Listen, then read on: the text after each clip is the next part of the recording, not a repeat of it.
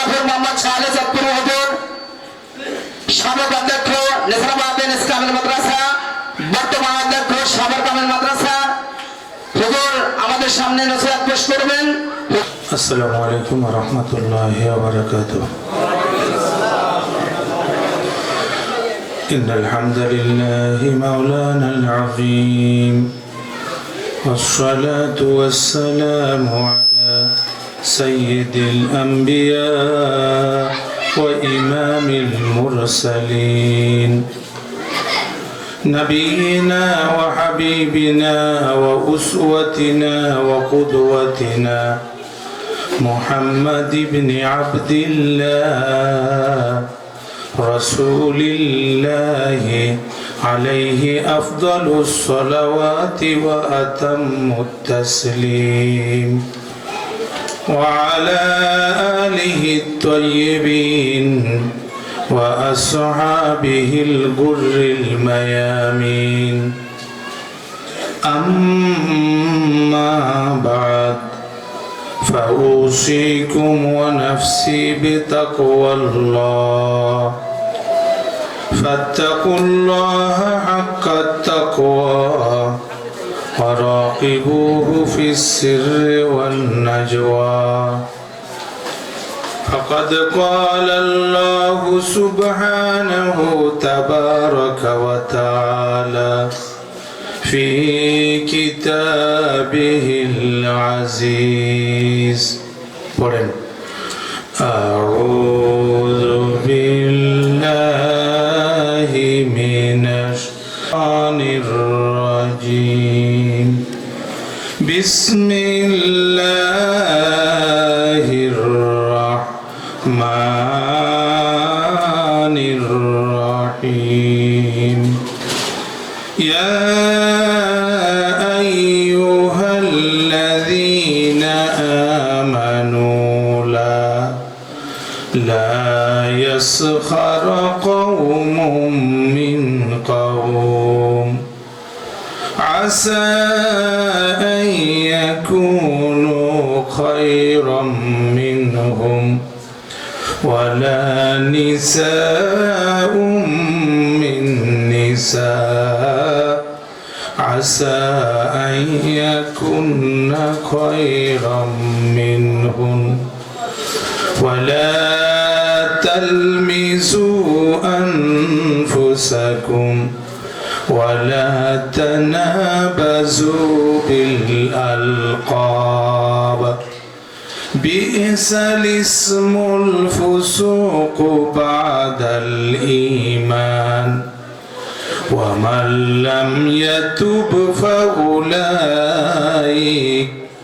فأولئك هم الظالمون وقال تعالى مخبرا وآمرا إن الله وملائكته يصلون على النبي يا أيها الذين آمنوا صلوا عليه وسلموا تسليما اللهم صل على مولانا محمد وعلى آله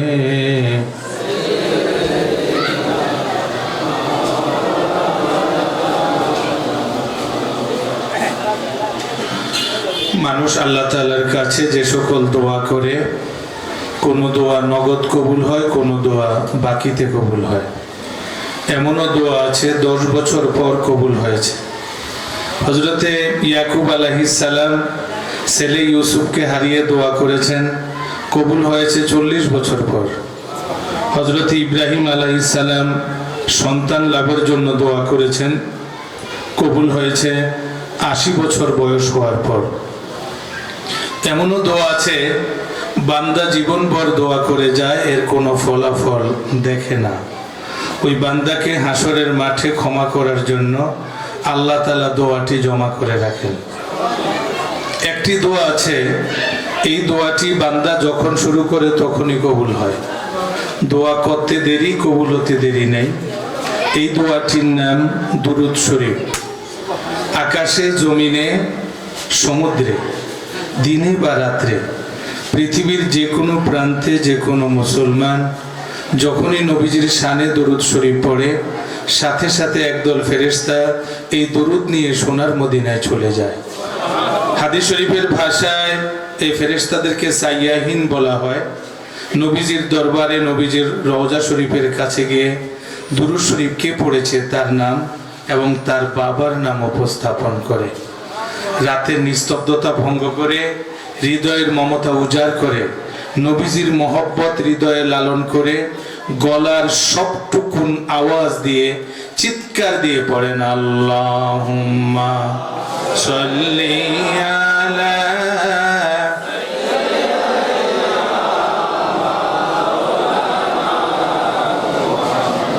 ওয়া আলা আলি সাইয়্যিদিনা।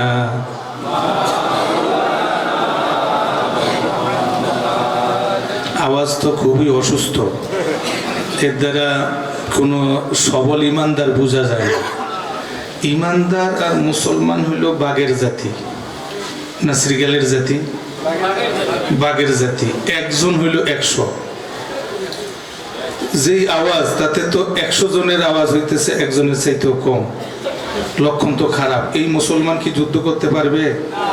ইরান টিরান যদি পাঠিয়ে দেওয়া হয়, যুদ্ধ করবেন আগে মরে যাবে। ইমানি বল আছে তো? নাই। ইমানি বল আছে? যুদ্ধ করার মতো শক্তি আছে? এই ময়দানে যদি একটা সাপ ছাড়িয়ে দেওয়া হয়, বসা থাকবেন না দৌড়াবেন? বসা থাকবেন না। আরেকবার একটু ট্রাই করিয়া দেখি দুরূদ শরীফের আওয়াজটা আসে কিনা। নবীজির সাথে কোনো শত্রুতা নাই তো? অনেক দল থাকতে পারে, কিন্তু নবীজির পক্ষে না বিরুদ্ধে? যে পক্ষে, তার আওয়াজটা যেন সুন্দর হয়। আল্লাহুম্মা সাল্লি আলা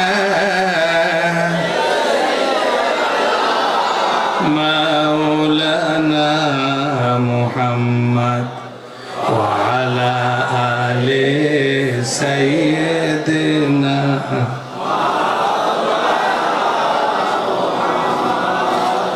কুরআনুহু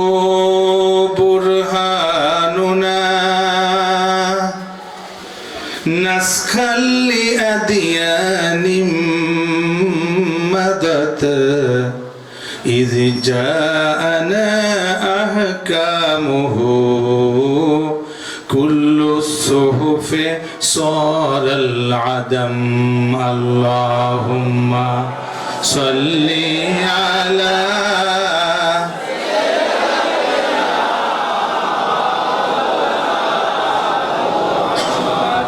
وعلى آل سيدنا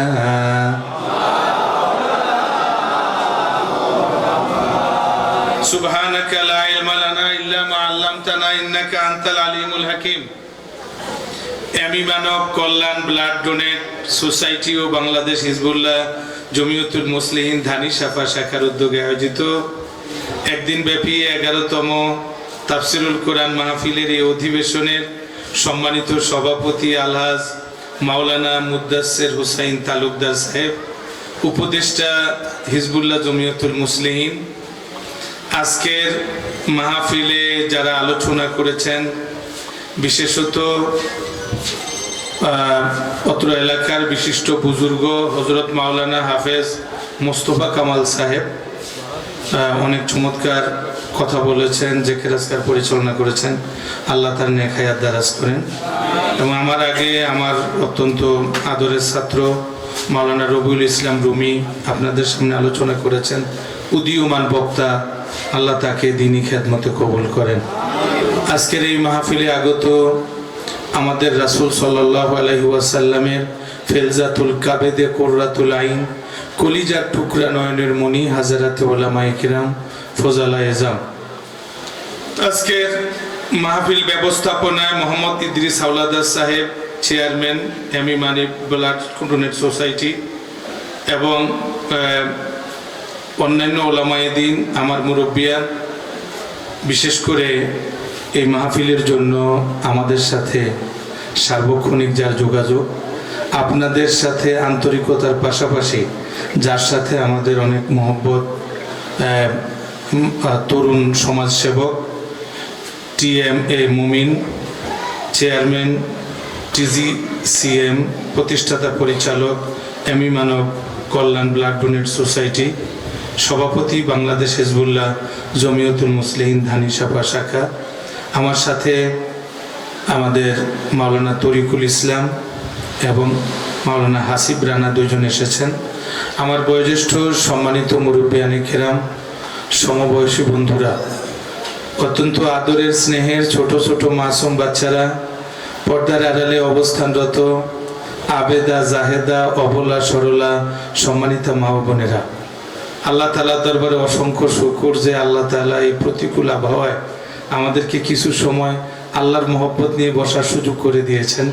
আমরা খুশি হয়ে আল্লাহ তাআলার দরবারে আওয়াজ দিয়ে বলি শুকরিয়াতান, বলি আলহামদুলিল্লাহ। আল্লাহ আমাদের আশা এবং এই বসাকে কবুল করেন, জোরে বলেন আমিন। মূলত এখনকার সিজন গরম এবং মাঝে মাঝে তুফান বৃষ্টি হয়। আমি প্রোগ্রাম হওয়ার পরেও আরও 2বার যোগাযোগ করেছি ডাক্তার মুমিনের সাথে যে প্রোগ্রাম হবে না অফ থাকবে, তো ওর দেখি প্রবল খেয়াল যে প্রোগ্রামটা হোক। আমি আপনাদের সাথে আমার তো অনেক আগের মহব্বত। আমি যখন মুহাদ্দিস ছিলাম ঝালকাঠিতে, তখনই আমি এলাকায় আসি, আশেপাশে অনেক জায়গায় আসি। আপনাদেরকে দেখার একটা আগ্রহ মনের মধ্যে ছিল, আর ডাক্তার মুমিনেরও একটু আন্তরিকতা ছিল। এই দুইটা মিলাই আপনাদেরকে দেখতে আসা, এটা হচ্ছে একটা মূল উদ্দেশ্য। দেখা তো হয়ে গেছে ইনশাআল্লাহ। আল্লাহ হায়াতে বাঁচাইলে আবার দেখা হবে, হায়াতে না বাঁচলে তো এই শেষ দেখা। তো আপনারা আমাদের আজকের এই প্রোগ্রামে আসতে পেরে খুশি হয়েছেন না বেজার হয়েছেন? আল্লাহ কবুল করেন, বলেন আমিন। এছাড়া এখানে মোহাম্মদ সোহেল জমাদ্দার, সাংগঠনিক সম্পাদক সৌদি প্রবাসী, পিরোজপুর জেলা বিএনপি, মোহাম্মদ বেল্লাল খান সভাপতি ধানিসাপা ছাত্রদল, তারাও আছে। আমরা তাদেরকেও ধন্যবাদ জানাচ্ছি তাদের উপস্থিতির জন্য। তো যাই হোক, আমি আসলে আপনাদের সামনে আলোচনা করতে পারবো কিনা জানি না, সেটা আমার জানা নাই। কারণ আমি বিশ্বাস করি যে আলোচনা কোনো বক্তার ইচ্ছায় হয় না। বক্তার সামনে মাইক্রোফোন থাকে, আলোচনা দেওয়ার মালিক কে? আল্লাহ যদি দেন তাহলে আলোচনা হয়, না দিলে। এই তো এই বছরও কিছু বক্তা দেখলাম এই আলোচনার চেয়ারে বসা, সেখানে মারা গেছে। আল্লাহর যদি ইচ্ছা থাকে কথা বলা যাবে, ইচ্ছা না থাকলে বলা যাবে না। তো আল্লাহ যদি মেহেরবানি করে 2-1টি কথা বলার সুযোগ দেন, আপনারা কি সেই কথা অল্প সময়ের জন্য মনোযোগ দিয়ে শুনতে রাজি আছেন? রাজি নাই, কারণ আপনারা সকলে আওয়াজ দেন নাই। আমি আবার জানতে চাই, আপনারা কি রাজি আছেন? কে কে রাজি আছেন একটু আল্লাহু আকবার বলে হাত জাগিয়ে দেখান। আল্লাহ কবুল করেন, বলেন আমিন। হাত নামান। আমরা যেহেতু কোরআন শরীফের একখানা আয়াত তেলাওয়াত করেছি, অন্যান্য বক্তাদের মতো প্রফেশনাল আলোচনা করা আমাদের সম্ভব না। আমরা আসলে চেষ্টা করি কোরআন হাদিস নিয়ে বসার। এবং আমি এখানে ভুল লিখেছে, জুমা পড়াই এখন ধানমন্ডি 27-এর অপোজিটে লালমাটিয়া সি ব্লক মিনার মসজিদ, এবং আমার ওখানে অনেক মুসল্লি হয়, আলহামদুলিল্লাহ বলেন। এবং আমি এক একটা জুমার জন্য 6 দিন লেখাপড়া করি। রাত্রিবেলায় আমি সন্ধ্যা রাত্রে পড়ি, ভোর রাত্রেও পড়ি, এবং এই যে 5-6 দিন লেখাপড়া করে একদিন জুমা পড়াইতে যাই, আল্লাহ তাআলার মেহেরবানি। তো আমাদের মূলের কাজ হইল লেখাপড়া করে কিতাব নিয়ে কথা বলা। এটা আপনাদের পছন্দ হইতে পারে, নাও হইতে পারে। আমরা আমাদের আলোচনায় যাচ্ছি। তো আপনারা যদি কোনো কথা মনে করেন যে আপনাদের কারোর বিরুদ্ধে হচ্ছে, তাহলে সেটা আমাকে দিয়ে দিবেন, আমার বিরুদ্ধে। আর যেটা পক্ষে হয় সেটা আপনাদের। রাজি আছেন তো? আমার বিরুদ্ধে আমি কিছু কথা আলোচনা করব, আল্লাহ তাআলা আমাকে এবং আমাদের সকলকে খাঁটি মুসলমান হয়ে কবরে যাওয়ার তৌফিক দান করেন। আমরা আলোচনা এখনই শুরু করতে যাচ্ছি। আলোচনার আগে আমাকে আবারও একটু কথা বলতে হচ্ছে। আমরা আল্লাহর নামটা নিয়ে, আল্লাহ থেকে সাহায্য নিয়ে আলোচনাটা শুরু করতে চাই। রাজি আছি সবাই? তো যেই আওয়াজটা দিতেছি এই আওয়াজে আলোচনা শুরু করা কষ্ট হচ্ছে, এই জন্য আমি আরো 2-4 মিনিট সময় নিতেছি। আমি আপনাদের কাছে আবার জানতে চাচ্ছি, আমাদের চলার জন্য দুটো পাও দিয়েছেন কে? যাদের সন্দেহ আছে বলতে হবে না। আল্লাহর নামটি উচ্চারণ করতে যাদের খুব লজ্জা লাগে তাদেরও বলতে হবে না। বাকিদের গলার আওয়াজ ছেড়ে দিয়ে চিৎকার দিয়ে বলতে হবে কে দিয়েছেন? ধরার জন্য দুটো হাত দিয়েছেন কে? কথা বলার জন্য জবান দিয়েছেন কে? বন্ধুরা আমার, আল্লাহর দেওয়া জবান দিয়ে আড্ডাবাজি করলাম, লজ্জা লাগলো না? ফাহেশা কথা বললাম, লজ্জা লাগলো না? মিথ্যা কথা বললাম, লজ্জা লাগলো না? যেই মাত্র বলা হলো আল্লাহর দেওয়া জবান দিয়ে আল্লাহকে আল্লাহ বলে একটা ডাক দাও, লজ্জায় মুখটা অন্ধকার হয়ে গেছে। আল্লাহর দেওয়া জবান দিয়ে আল্লাহকে আল্লাহ বলে ডাক দিতে পারলাম না। আল্লাহর নামে কসম করে বলি, এই জবানের হিসাব দিতে হবে। টপ টু বটম, জীবনের প্রথম শব্দ থেকে শুরু করে মরা লাশ হয়ে খাটে ওঠা পর্যন্ত যতগুলি শব্দ উচ্চারণ করা হবে, একটি শব্দ হারিয়ে যাবে না। আল্লাহর আদালতে একদিন প্রতিটি শব্দের হিসাব হবে। মা ইয়ালফিজু মিন কাউলিন ইল্লা লাদাইহি রাকিবুন আতীদ। এই জবান দিয়ে আড্ডাবাজি করলে লাভ নাই, এই জবান দিয়ে ফাহিশা কথা বললে লাভ নাই, এই জবান দিয়ে দরদ ভরা মন নিয়ে আমার আল্লাহকে আল্লাহ বলে যদি একটা ডাক দেওয়া যায়, এমনও সময় আছে একটা ডাকের ওসিলায় জাহান্নামের আসামি বেহেশতের মালিক হয়ে যাবে। প্রাণ ভরে আল্লাহকে আল্লাহ বলে একটা ডাক দেওয়া যাবে? আসতে না জোরে? কাকে ডাক দিব? জবান দিয়েছেন কে? আমাদের মনে রাখতে হবে, আল্লাহর সমতুল্য কেউ নাই, আল্লাহ নামের সমতুল্য কোনো নাম নাই। আজ পর্যন্ত এই পৃথিবীতে কোন ব্যক্তি নিজের নাম আল্লাহ রাখতে সাহস করে নাই। ফেরাউন আনা রব্বুকুমুল আলা বলেছে, আমি তোমাদের বড় রব। আনা আল্লাহকুমুল আলা বলতে পারে নাই। আল্লাহর নাম একজনেরই নাম, আর কারুর নাম এই পর্যন্ত কেউ রাখতে সাহস করে নাই, কিয়ামত পর্যন্ত সাহস করবেও। এই নাম কোনো সাধারণ নাম নয়। মহব্বত নিয়ে এই নাম উচ্চারণ করা সকলের নসিবে হয় না। প্রাণ ভরে এই নাম দিয়ে ডাক দিলে বেঈমানের ঈমান চলে আসে, বেদিনের দিন চলে আসে, বেআমলের আমল চলে আসে, পাপী ব্যক্তি নিষ্পাপ হয়ে যায়। একজন বেঈমান যখন প্রাণ ভরে আল্লাহ বলে ডাক দেয়, কালেমা পড়ে মুসলমান হয়ে যায়, তার পূর্বের জীবনের সকল গুনাহ আমলনামা থেকে ঝরে পড়ে যায়। অতএব ভাইদের কাছে জানতে চাই, আলোচনা আরম্ভের প্রারম্ভে আমরা প্রাণ ভরে আল্লাহকে আল্লাহ বলে একটা ডাক দিয়ে আলোচনা শুরু করতে চাই। আপনারা রাজি আছেন না নাই? রাজি নাই? দানি সাফার ভাইদের শক্তি কমে গেছে, সাফা বন্দর। আবার বলেন রাজি আছি না নাই? জোরে না আসতে? আল্লাহর নাম জোরে হবে না আসতে হবে? আবার বলেন। মুয়াজ্জিন আজানের সময় কার নাম বলে? আস্তে বলে না জোরে বলে? যদি ফেস ফেস করে আস্তে আস্তে বলে চাকরি থাকবে? ইমাম সাহেব ইমামতি করার সময় কার নাম দিয়ে তাকবীর দেয়? আস্তে বলে না জোরে বলে? যদি ফেস ফেস করে বলে? আল্লাহর নামটা জোরে হবে না আসতে হবে? লাভ হবে না লস হবে? কত লাভ হবে? আমার নবীজি বলেছেন, কোন ব্যক্তি যদি প্রাণ ভরে আল্লাহ বলে একটা ডাক দেয়, তার কণ্ঠের আওয়াজ যে পর্যন্ত যাবে সে পর্যন্ত গাছপালা, তরুলতা, পশু পাখি সাক্ষী আল্লাহর বান্দার জন্য আল্লাহর আদালতের সাক্ষী হয়ে যাবে।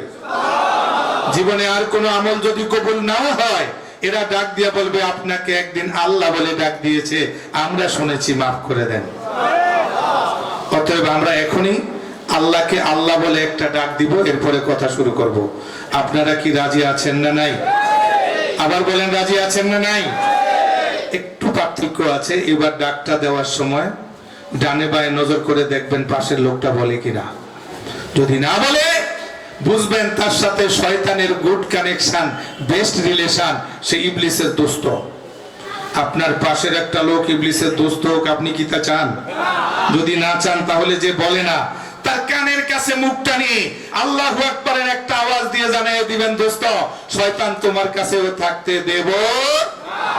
আমরা এখনই দেখবো যে কে ইবলিসের দোস্ত হতে চায় আর কে আল্লাহর পক্ষে থাকতে চায়।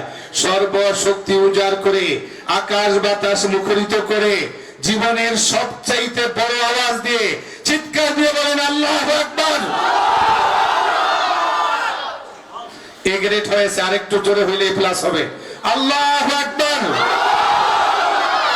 রব্বানা লাকাল হামদ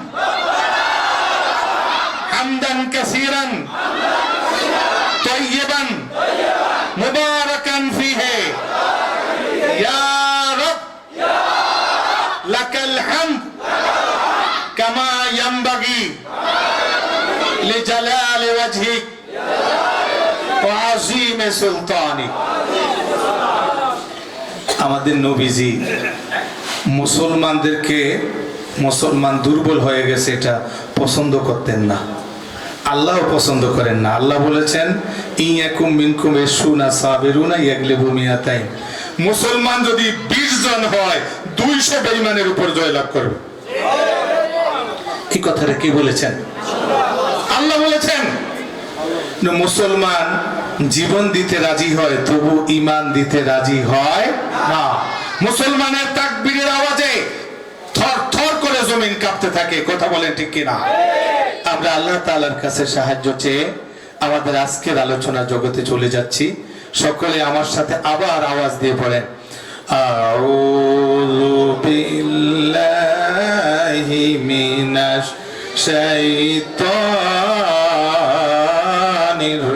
রাজিম। বিসমিল্লাহির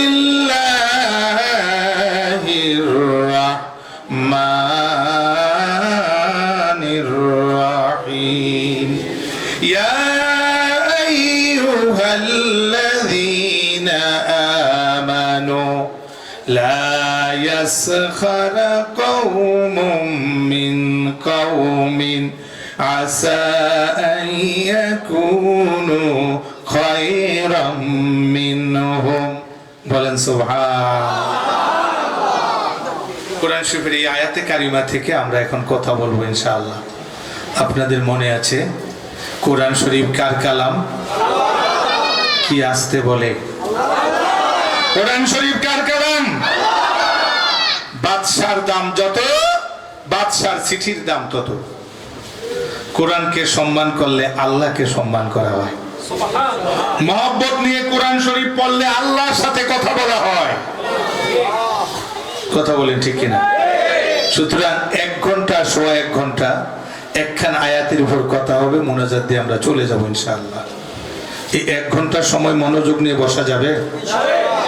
যাবে না? কে কে পারবেন না একটু হাত জাগিয়ে দেখান। মাশাআল্লাহ, দেখছেন সাফা বন্দরের মানুষেরা ট্যালেন্ট। তাদের মধ্যে 3টা টেস্ট আছে। কয়টা টেস্ট আছে? Fittest, latest, greatest. কথা বলেন না? কয়টা টেস্ট আছে? Fittest, latest, greatest. তারা একদম ফিটফাট, সব বুঝে কোন সময় হাত জাগাতে হবে, কোন সময় হাত জাগাতে হবে না, সব বুঝে। মাশাআল্লাহ বলেন। আলহামদুলিল্লাহ। সাফা বন্দর এবং আশেপাশের থেকে যে সকল ভাইরা এসেছেন, অনেক একটু দূর থেকেও এসেছেন, আল্লাহ সকলকে কবুল করেন। জোরে সোরে বলেন আমিন। সুতরাং আমরা মনোযোগ দিয়ে শুনবো। এমন হতে পারে আজকের এই আয়াতে কারিমার আলোচনা আমাদের কারুর জীবনের শেষ আলোচনা হতে পারে। মনোযোগ দিয়ে শুনবো, ঠিক আছে? 2, যতক্ষণ আলোচনা চলে বাদাম চলবে না, পানও চলবে না। রাজি না নারাজ? একজনের সাথে আরেকজনের কানে কানে কথাও কই আমরা পান খাবো, আপনার সমস্যা কি? আমি আপনাদের পানটা বন্ধ করতে চাই 1 ঘন্টার জন্য, কারণ আমি আপনাদের কাছে মেহমান, ঠিক না? অনেক দূরের থেকে এসেছি, সাভার থেকে। মেহমানকে বসায় আপনারা দেখে দেখে পান খাবেন আর আমাদেরকে দিবেন না, এটা কি ঠিক? কেউ খাবে কেউ খাবে না, বলেন না? তা হবে না? আবার বলেন, কেউ খাবে কেউ খাবে না। পান যদি খেতে হয় সকলকে একটা করে দিতে হবে, এরপরে মুখে দেওয়া যাবে। যদি তা না হয় তাহলে আমাদেরকে দেখায় দেখায় একা একা কে পান খায় আর কে বাদাম খায় আমরা কিন্তু তাকে ধরায় দিব। 1-1.5 ঘন্টার জন্য বন্ধ। রাজি না নারাজ? পান বন্ধ, বাদাম কথা, বিড়ি টিড়ি চলবে নাকি? সেটাও বন্ধ। মনোযোগ থাকবে কোন দিকে? আলোচনার দিকে। আল্লাহ তাআলা বলেছেন, কেউ যদি মনোযোগ দিয়ে কোরআন শরীফের কথা শুনে, আল্লাহর কোরআন তার জীবনকে বদলায় দিবে। আল্লাহ কবুল করেন, বলেন আমিন। সম্মানিত হাজিরিন, আমাদের একটা কথা মনে রাখতে হবে, ইসলাম ধর্মে আমলের কোয়ান্টিটির চাইতে কোয়ালিটির দাম বেশি, পরিমাণের চাইতে এর মানের দাম বেশি। আমি আবার বলতেছি, বেশি আমলের চাইতে মান সম্পন্ন অল্প আমলের দাম বেশি। অর্থাৎ ইসলাম ধর্মে আমলের সাইজের দাম নাই, আমলের ওজনের দাম আছে। আমার সাথে কথা বলেন, কিসের দাম নাই? সাইজের দাম নাই। কিসের দাম আছে?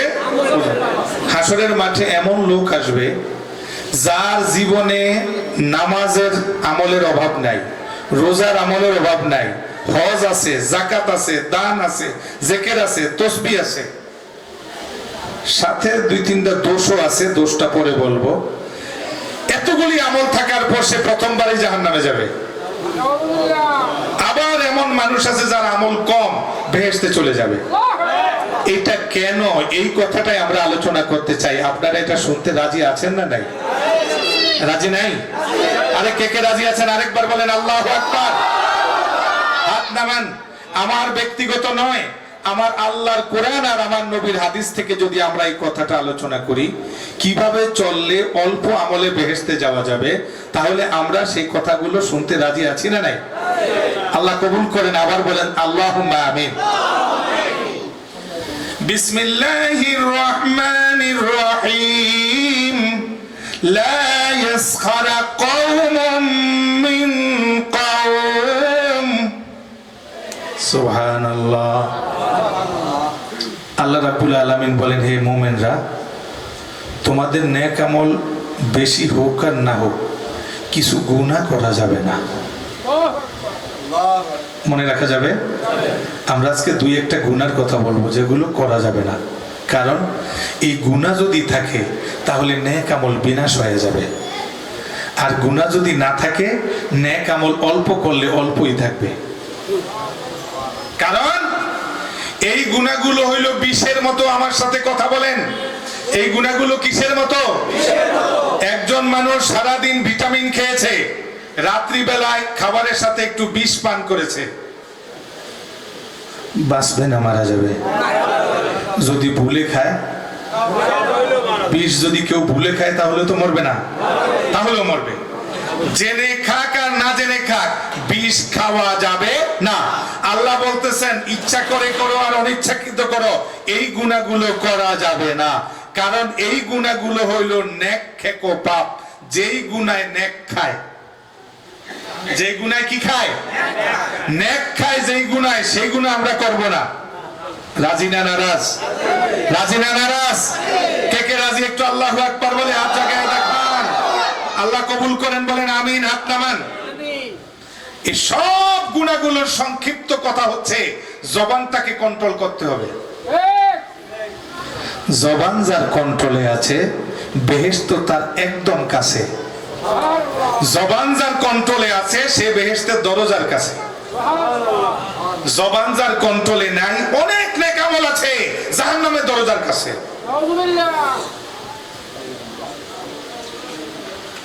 এই যুগে সেই পাপগুলোর পরিমাণ আরো বেশি। আমার বাবাজিরা, আমার নবীজি ডাক দিয়ে বলেছেন, শোনো, ইন্না ফি আখিরিজ জামান আর-রাজুলু ইয়াকযিবুল কাযিবা তাবলুগুল আফাক।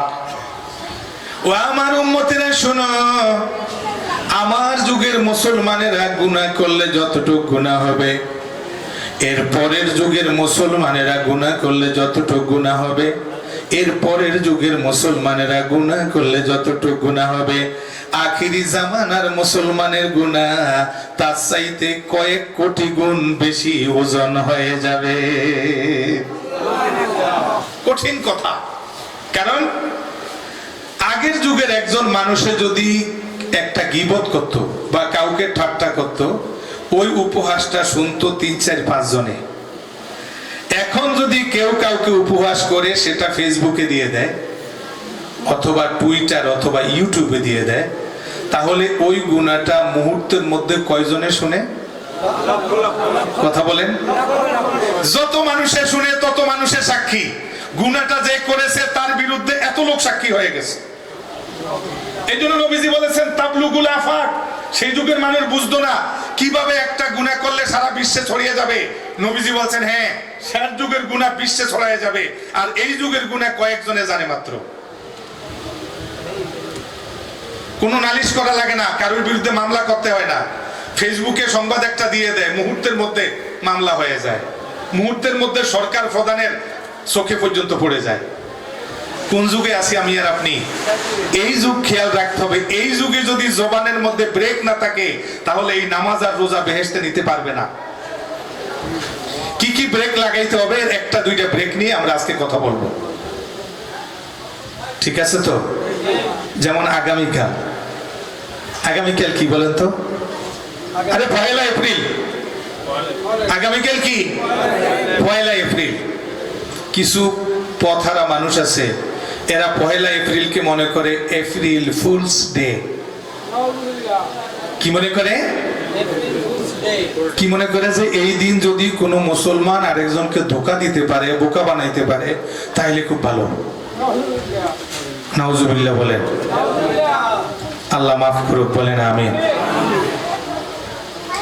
আমার বাবাজিরা, আল্লাহ রাব্বুল আলামিন কুরআন শরীফের মধ্যে ডাক দিয়ে বলেন, লা ইয়াসখারা কাউমুম মিন কাউমিন। খবরদার, কোন পুরুষ কোন পুরুষকে বিদ্রূপ করতে পারে না, কোন পুরুষ কোন পুরুষকে নিয়ে হাসাহাসি ব্যঙ্গ করতে পারে না।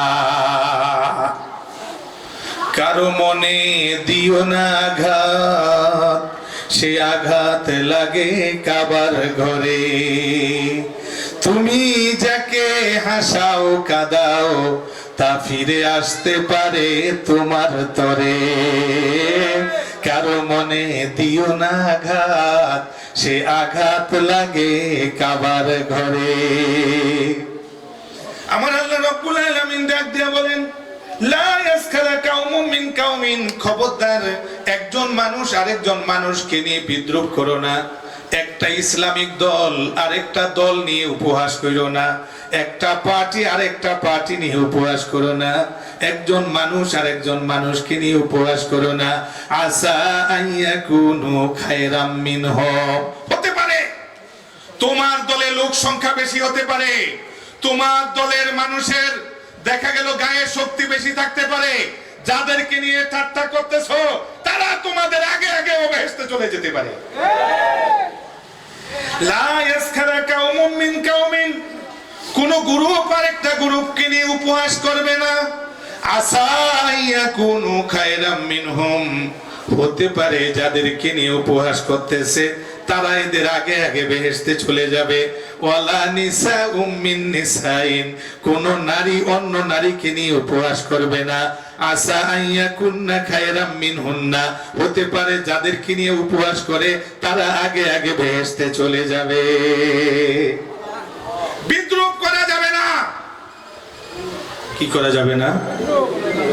সুতরাং একজন বড় হুজুর ছোট হুজুরকে নিয়ে বিদ্রুপ করতে পারবে? বড় পিসাব হুজুর ছোট পিসাব হুজুরকে নিয়ে বিদ্রুপ করতে পারবে? বড় বক্তা ছোট বক্তাকে নিয়ে বিদ্রুপ করতে পারবে? বড় বক্তা একজন সাধারণ মুসলমানকে নিয়ে বিদ্রুপ করতে পারবে? কেন? কে বক্তা, কে পিসাব, কে কোন সাপ, এইসব সাবের কোনো ভ্যালু আল্লাহর কাছে নেই। এই আয়াতে কারিমার তাফসীরের মধ্যে লেখে তাহরিমুস সুখরিয়াতি ওয়াল ইস্তিজা, একজন মুসলমান আর একজন মুসলমানকে নিয়ে ঠাট্টা করা হারাম। কারণ কোন মুসলমানটায় বক্তা, কোন মুসলমানটায় পিসাব হুজুর, কোন মুসলমানটায় নেতা হুজুর, এইসব পরিচয় দিয়ে আল্লাহর কাছে কিছু আসে যায় না। আল্লাহর কাছে একটাই পরিচয়, ইন্না আকরামাকুম ইনদাল্লাহি আতকাকুম, তোমাদের মধ্যে সেই মানুষটার দাম বেশি যেই মানুষটার দিলের মধ্যে আল্লাহ তাআলার ভয় বেশি। আরে বলেন না আমার সাথে, তোমাদের মধ্যে সেই মানুষটার দাম বেশি যেই মানুষটার দিলের মধ্যে আল্লাহ তাআলার ভয় বেশি।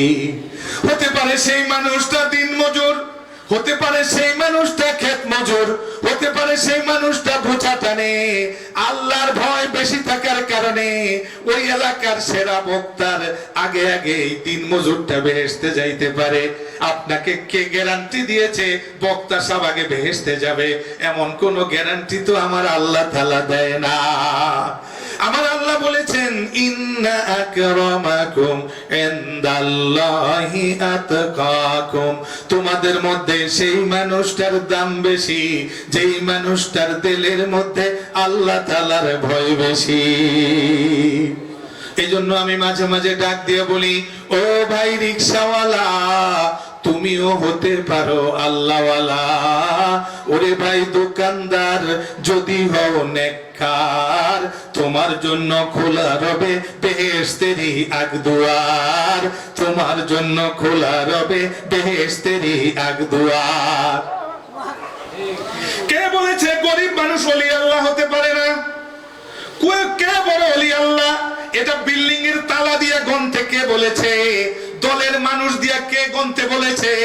ওলি আল্লাহ তো চিনতে হবে কার মনের মধ্যে আল্লাহর ভয় বেশি, কার চোখের মধ্যে পানি বেশি, কে মানুষের সাথে ভালো ব্যবহার করে, কে ভুলেও মানুষের মনে কষ্ট দিতে জানে না, কে মানুষকে কলিজার দিকে টেনে নেয়, কে মানুষকে আল্লাহর দিকে টেনে নেয়, কার মধ্যে অহংকার নাই, এক বিন্দু পরিমাণ অহংকার নাই, কে অন্য মানুষকে নিয়ে ঠাট্টা করে না, কে অন্য মানুষকে ছোট নজরে দেখে না, এই মানুষটা তো ওলি আল্লাহ। এই মানুষটা যদি রাস্তার পাশেও পড়ে থাকে, এই মানুষটার গায়ে যদি ধুলাবালিও লেগে থাকে, এই মানুষটার গায়ে দেওয়ার জামাও যদি না থাকে, এই মানুষটা আসলে ওলি আল্লাহ। দুনিয়ার মানুষের সাইনবোর্ড দিয়ে আল্লাহর কাছে ওলি আল্লাহ হয় না। আল্লাহর কাছে ওলি আল্লাহ হয় তাকওয়ার মাধ্যমে, চোখের পানির মাধ্যমে, ভালো ব্যবহারের মাধ্যমে, নেক আমলের মাধ্যমে, পাপ থেকে মুক্ত থাকার মাধ্যমে। কথা বলেন ঠিক কিনা? আওয়াজ দিয়ে বলেন ঠিক কিনা? আল্লাহু আকবার। আল্লাহ বলছেন খবরদার, মানুষের সাথে কথা বলার সময় যদি মুখের মধ্যে ব্রেক না থাকে, কথা দিয়া যদি অন্যকে কষ্ট দেওয়া হয়, নেক আমলে কাজ হবে না। নেক আমলে আমি আপনাদের সামনে সময় যদি পাই অন্তত 13 হইতে 14টা দলিল আলোচনা করব ইনশাআল্লাহ। সময় না পাইলে 2, 4, 5টা যা পারি তা করব। আপনারা আমার সাথে সাথে একটু কথা বলতে হবে মাঝে মাঝে, আমি বুঝবো যে আমার কথাগুলো আপনারা বুঝেন। কষ্ট হচ্ছে আপনাদের? আমার নবীজি যখন উমরা করার জন্য মদিনা থেকে গেলেন 1400 সাহাবী নিয়ে, আওয়াজ দিয়ে বলেন কত সাহাবী? 1400। কি করতে গেছেন? হুদাইবিয়া নামক জায়গায় গিয়ে তারা তাবু করলেন। কোথায়? কাফেররা মক্কা থেকে হুদাইবিয়া এসেছে, এসে বলছে যে আমরা এবার উমরা করতে যেতে দিব না। তাইলে কি বলে? ফেরত যেতে হবে এখান থেকে। সাহাবায়ে কেরাম ইহরাম বেঁধেছে, উমরা করবে, ইহরামের কাপড় পরেছে, জুলহুলাইফা থেকে ইহরাম বেঁধে এসেছে। কাফেররা বলতেছে আমরা যাইতে দিব না মক্কায়। তারপর বলে আমাদের সাথে চুক্তি করেন। চুক্তিগুলি এমন মারাত্মক, একটা চুক্তিও মুসলমানদের পক্ষে না, মানার মতন না। আমি আপনাদেরকে 3টা চুক্তি বলি। এক, কোন বেঈমান যদি মক্কা থেকে এসে মুসলমান হয়, এরপরে মদিনার মুসলমানদের কাছে গিয়ে বলে, ভাই আমি মুসলমান হয়েছি, মক্কায় গেলে আমাকে মেরে ফেলবে, আপনাদের কাছে একটু থাকতে চাই, আশ্রয় দেন, চুক্তির মধ্যে লেখা আছে এই মুসলমানকে মদিনায় আশ্রয় দেওয়া যাবে না, তাকে মক্কায় কাফেরদের কাছে ফেরত দিতে হবে। মুসলমানদের পক্ষে না বিপক্ষে হইল? একটু আস্তে আস্তে বলেন না। 2 নাম্বার, মদিনা থেকে কোন মুসলমান যদি বেঈমান হয়ে যায়, মোরতাদ হয়ে মক্কা চলে যায়, আর মক্কার কাফেরদেরকে বলে যে আমি ইসলাম ছেড়ে দিছি, আমাকে একটু জায়গা দাও, তাহলে মক্কার কাফেররা তাকে জায়গা দিতে পারবে। কথাটা কি বোঝা গেল না? কষ্ট হইল? মুসলমানদের পক্ষে হইল না বিরুদ্ধে হইল? 3 নাম্বার, মুসলমানরা এবার উমরা করতে মক্কা যেতে পারবে না, এখান থেকেই মদিনা ফিরে যেতে হবে। পক্ষে না বিপক্ষে? এইরকম কতগুলো চুক্তি হয়েছে, আল্লাহ নবী রাজি হয়ে গেছেন, ঠিক আছে আমি রাজি, এটা ঠিক আছে। ওমর রাদিয়াল্লাহু তাআলা আনহু সারা শরীরে আগুন ধরে উঠছে, কোনোভাবেই মানতে পারে না, কারণ ওমর ছিল জালালি মেজাজের লোক। কি মেজাজের? ওমর যদি রাস্তার এক পাশে উঠতেন, ওই রাস্তা যতদূর দেখা যায় এই পরিমাণ জায়গার মধ্যে শয়তান রাস্তা ছেড়ে দিত, যাতে ওমরের সাথে দেখা না হয়। আমাদের দেশে যারা জিনের কবিরাজি করে, এরা কিন্তু ওমরের নামও নেয় মাঝে মাঝে, আর সুলাইমান পয়গম্বরের নামও নেয়। এই দুইজনের জিনে ভয় পাইতো প্রচুর পরিমাণে, শয়তানেও ভয় পাইতো। ওমর রাদিয়াল্লাহু তাআলা আনহু প্রথম গেলেন হযরত আবু বকরের কাছে। কার কাছে? গিয়ে বললেন যে ভাই আবু বকর, আলাইসা হুয়া রাসূলুল্লাহ হক্কান, উনি কি নবী না? হ্যাঁ অবশ্যই নবী। কইতে আমরা কি হক পথে না? কয় অবশ্যই হক পথে। কয় মক্কার কাফেররা কি বাতিল পথে না? কয় বাতিল পথে। কয় তাহলে কেন এইসব চুক্তি মানতে হবে?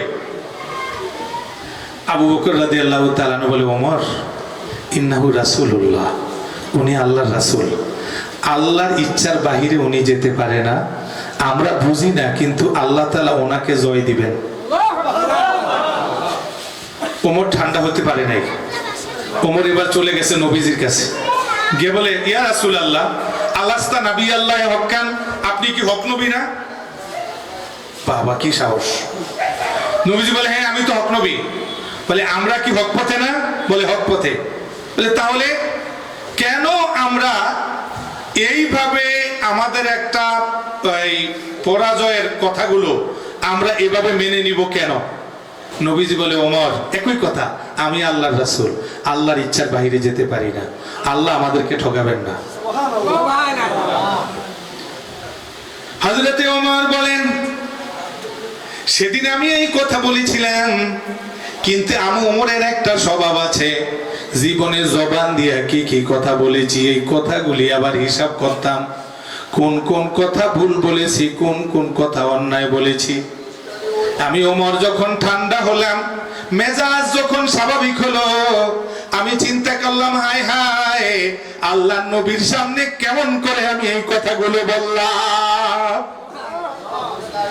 যেই নবী মনে মনে কিছু বললে আল্লাহ কবুল করে নেয়, যেই নবী জবান দিয়ে দোয়া করতে হয় না, সেই নবীর সাথে আমি কি করলাম? হযরতে ওমর নবীজির কাছে ক্ষমা চেয়ে ক্ষান্ত হয় নাই। ওমর বলেন, ফামাজিলতু আমিলতু লিতিলকাল লিযাকাল কালামে আমালান, সেদিনের এই কথাটার জন্য সারা জীবন আমি নেক আমল করতে লাগলাম। আল্লাহ যেন আমার সারা জীবনের নেক আমলের উসিলায় নবীর সাথে এই বেয়াদবিমূলক কথা মাফ করে দেয়। ভাইদের কাছে আমি জানতে চাই, ওমর সেদিন কি বলেছিল? ওমর কি কারোর গীবত করেছিল? ওমর কি কারোর বিরুদ্ধে কথা বলেছিল? ওমর কি মিথ্যা কথা বলেছিল? ওমর কি কাউকে অপবাদ দিয়েছিল? কিছুই তো করে নাই, সহ্য করতে পারে না, এই জন্য জানতে গিয়েছিল। কিন্তু সাহাবায়ে কেরাম জবানের দিকে এত লক্ষ্য রাখতেন, একটা কথা যদি জবান দিয়ে ফসকায় উল্টা পাল্টা বের হয়ে যেত, ওই কথাটার জন্য সাহাবায়ে কেরাম সারা জীবন চোখের পানি ছাড়তেন। আপনার আমার জবান দিয়ে কত কথা আসে, কয়দিন এই কথার হিসাব নিয়েছি। কথার হিসাব করতে না পারলে আমলের হিসাবে বেহেশতে আসবে না। দেখেন আয়েশা রাদিয়াল্লাহু তাআলা আনহা নবীজির কাছে, আমার সাথে কথা বলেন, কে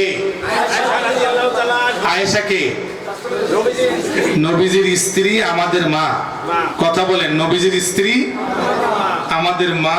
এত বড় নামি দামি মানুষ, যার চরিত্রের কথা কোরআন শরীফের আয়াত বানানো হয়েছে।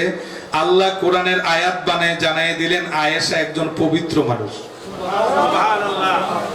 যার চরিত্রের আয়াত তেলাওয়াত করে তিনি পবিত্র, এই কথা তেলাওয়াত করলে কিয়ামত পর্যন্ত মানুষের আমলনামায় নেকে ভরে যায়। আয়েশা তাহেরা, আয়েশা তাহেরা পবিত্র মানুষ। কিন্তু মানুষ তো, ওনার তো সতীন আছে। নবীজির আরেক স্ত্রীর নাম সোফিয়া। আরেক স্ত্রীর নাম কি? সোফিয়া। সে মা আয়েশার কি হয়? মাশাআল্লাহ, এই যে ওনারা খেয়াল করতেছে, আমার সাথে কথা বলতে হবে। মা আয়েশার কি হয়? আয়েশা একদিন নবীজির কাছে হাসতে হাসতে বলে, হুজুর আপনার স্ত্রী সোফিয়া। তো নবীজি বলে, কি হয়েছে? কই হাসবুকা মিন সোফিয়া বিনতে হুয়াই কাজা ও কাজা তানি আন্নাহা কাসীরা। হুজুর আপনার স্ত্রী সোফিয়া।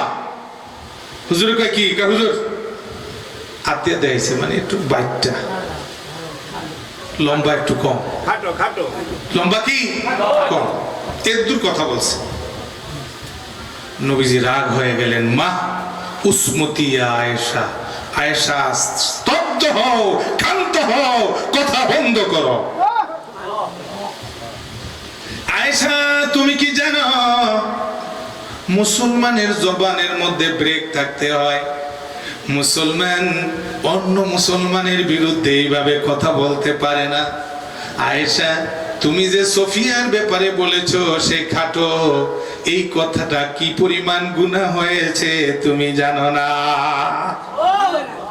আয়েশা এই কথাটায় কি পরিমাণ গুনাহ হয়েছে। সগীরুন ইনদান নাস, এই কথাটা মানুষের কাছে অতি ছোট, মানুষ কথায় কথায় অনেক সময় বলে। কিন্তু আয়েশা রে, লাকিন্না হাযিহিল কালিমা আযীমাতুন ইনদাল্লাহ, এই কথাটা আল্লাহর কাছে এত বিরাট, এই কথার গুনাহ এত বেশি যা তুমি ভাবতেও পারো না। আয়েশা তওবা করো, মুসলমান এভাবে বলতেই পারে না। আল্লাহু আকবার।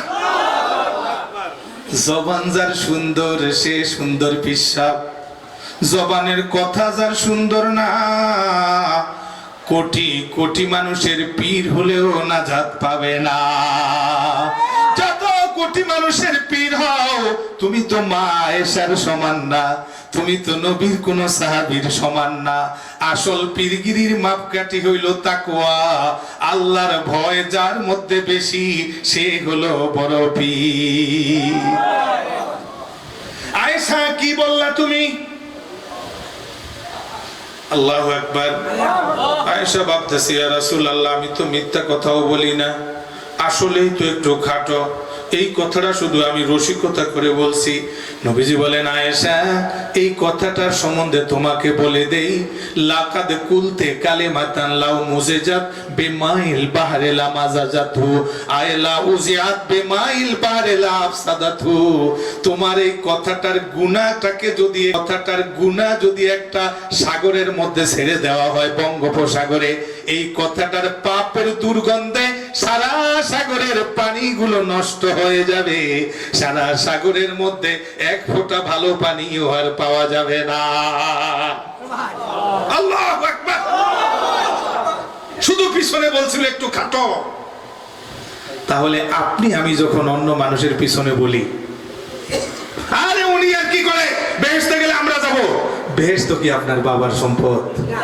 বেহেশতে এত সহজে যাবেন? বেহেশতে যারা যাবে তারা তো এমন চিল্লাইয়া বলে না, তারা তো কান্দে যে বেহেশতে যাইতে পারবো কিনা, তারা তো নিজেকে বড় দাবি করে না। আমি একটা ছোট্ট উদাহরণ দিয়ে আবার সামনে যাব, যদিও দুর্ভাগ্য আমার বেশি সময় আমার কথা শুনতেছে না, সময় এত দ্রুত যাচ্ছে, হয়তো আমি আধা ঘন্টা কথা বলতে পারবো। আর আমাদের নবীজির যুগে ইয়ামন দেশের একজন গ্রাম্য লোক, আমার সাথে সাথে একটু কথা বলতে হবে কিন্তু, কোন দেশে?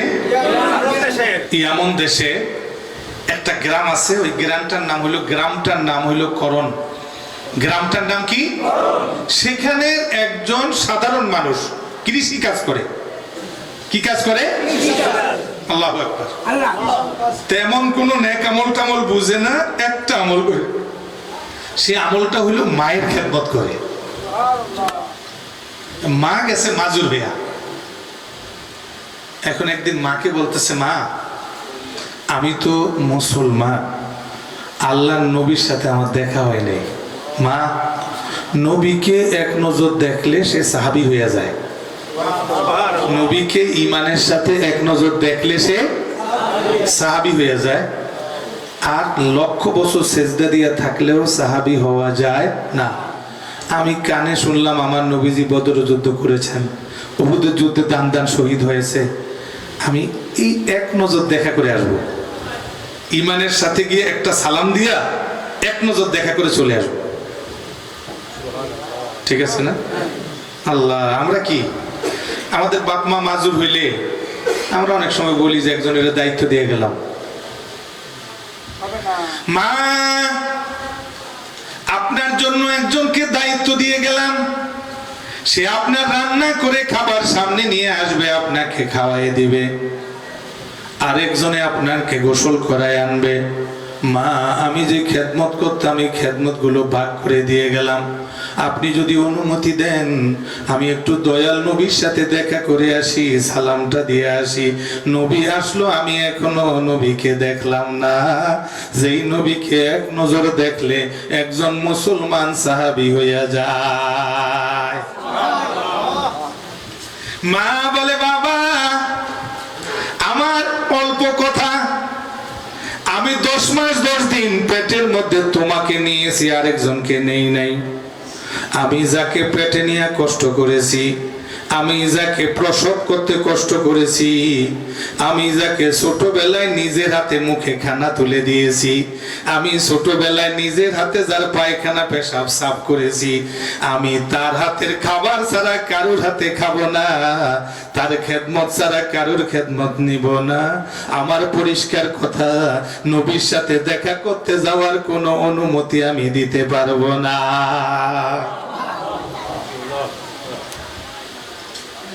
ছেলে কিন্তু আলেম না, আল্লাহু আকবার, ছেলে কিন্তু আরে সাধারণ মানুষ। কিরকম মানুষ? কিরকম কৃষক একটু পরে দেখবেন। আমার অনেকগুলো আলোচনা ছিল, ধরেন 20টা পয়েন্ট ছিল, হয়তো এখন দ্বিতীয়টা চলতেছে, তো সময় হবে না, আল্লাহ এর মধ্যে বরকত দান করুন। ছেলে কিন্তু আলেম না। ছেলে চিন্তা করলো, মা যাতে অনুমতি দেয় নাই আমি যাব না, আমি যাব না। মুহূর্তের মধ্যে আরশে আজিম থেকে আমার আল্লাহ রব্বুল আলামিন জিবরাইলকে ডাক দিয়ে বলে, জিবরাইল রে, এই ঘটনাগুলো নিয়ে আমার নবীর কাছে চলে যাও, আমার নবীকে যাইয়া বলো ওই যে একটা সাধারণ কৃষক মায়ের খেদমত করে করণে, তার বাড়ি নাম হইল ওয়াইস করনি, যাও যাও আমার নবীকে যাইয়া বলো আমি ওয়াইস করনির মর্যাদা বাড়াইয়া দিলাম। জিবরাইল আমার নবীকে যাইয়া বৃত্তান্ত বলো, ওয়াইস করনি আলেমও না, ওয়াইস করনি সাহাবীও না, ওয়াইস করনি নবীর সাথেও দেখা করতে পারে নাই, কিন্তু মায়ের খুশি করার কারণে তার মর্যাদা এত বাড়াইয়া দিলাম। ওয়াইস করনি যেই দোয়া করবে সেই দোয়া কবুল হয়ে যাবে। নবীকে বলে দেও সাহাবীদেরকে যাতে জানাইয়া দেয়, ওয়াইস করনির সাথে যার দেখা হয় নবীর উম্মতের জন্য যেন একটু দোয়া চায়। জিবরাইল এসে বলতেছে ইয়া রাসূলুল্লাহ, ইয়ামন দেশের একটা সাধারণ মানুষ, নাম হইল আউস কুরানি, সঠিক নামটা হইল আউস কুরানি। ইয়া রাসূলুল্লাহ, কৃষক মানুষ, অসুস্থ, এক সময় সারা দেহের মধ্যে কুষ্ঠ রোগ ছিল, মারা যাবে। আল্লাহ তাআলা তাকে ভালো করেছেন, সারা দেহের কুষ্ঠ রোগ ভালো হয়ে গেছে। নাভির কাছে একটা পয়সার পরিমাণ, একটা দেড়হাম পরিমাণ জায়গা এখনো সাদা আছে। এটা হলো তার আলামত, তাকে চেনার পরিচয়, যে নাভির কাছে এক দেড়হাম পরিমাণ সাদা। এটা মুসলিম শরীফের হাদিস। ইয়া রাসূলুল্লাহ, এই পরিমাণ জায়গা সাদা রাখা হয়েছে, কেন রাখা হয়েছে বলেন না? যেন মনে উঠে একদিন আমার রোগ ছিল, আমি বাঁচতাম না, আমার আল্লাহ বাঁচাইছেন, সেই রোগটার কথা যাতে মনে উঠে, এই জন্য এক দেড়হাম পরিমাণ সাদা বাকি আছে। এর নাম হইল মানুষ না? আমি কুয়েতে গিয়ে দেখি সব জায়গায় নৌকার জাল, কুয়েতে প্রত্যেকটা শহরে। আরে প্লেনের মধ্যে নৌকার জাল, অফিসের মধ্যে। ভাই কি ব্যাপার, এত নৌকা কেন? আমাদের দেশে নৌকা থাকতে পারে, ধানের শীষ আছে, নৌকা আছে, দাড়িপাল্লা আছে, আরো কি আছে বলেন না?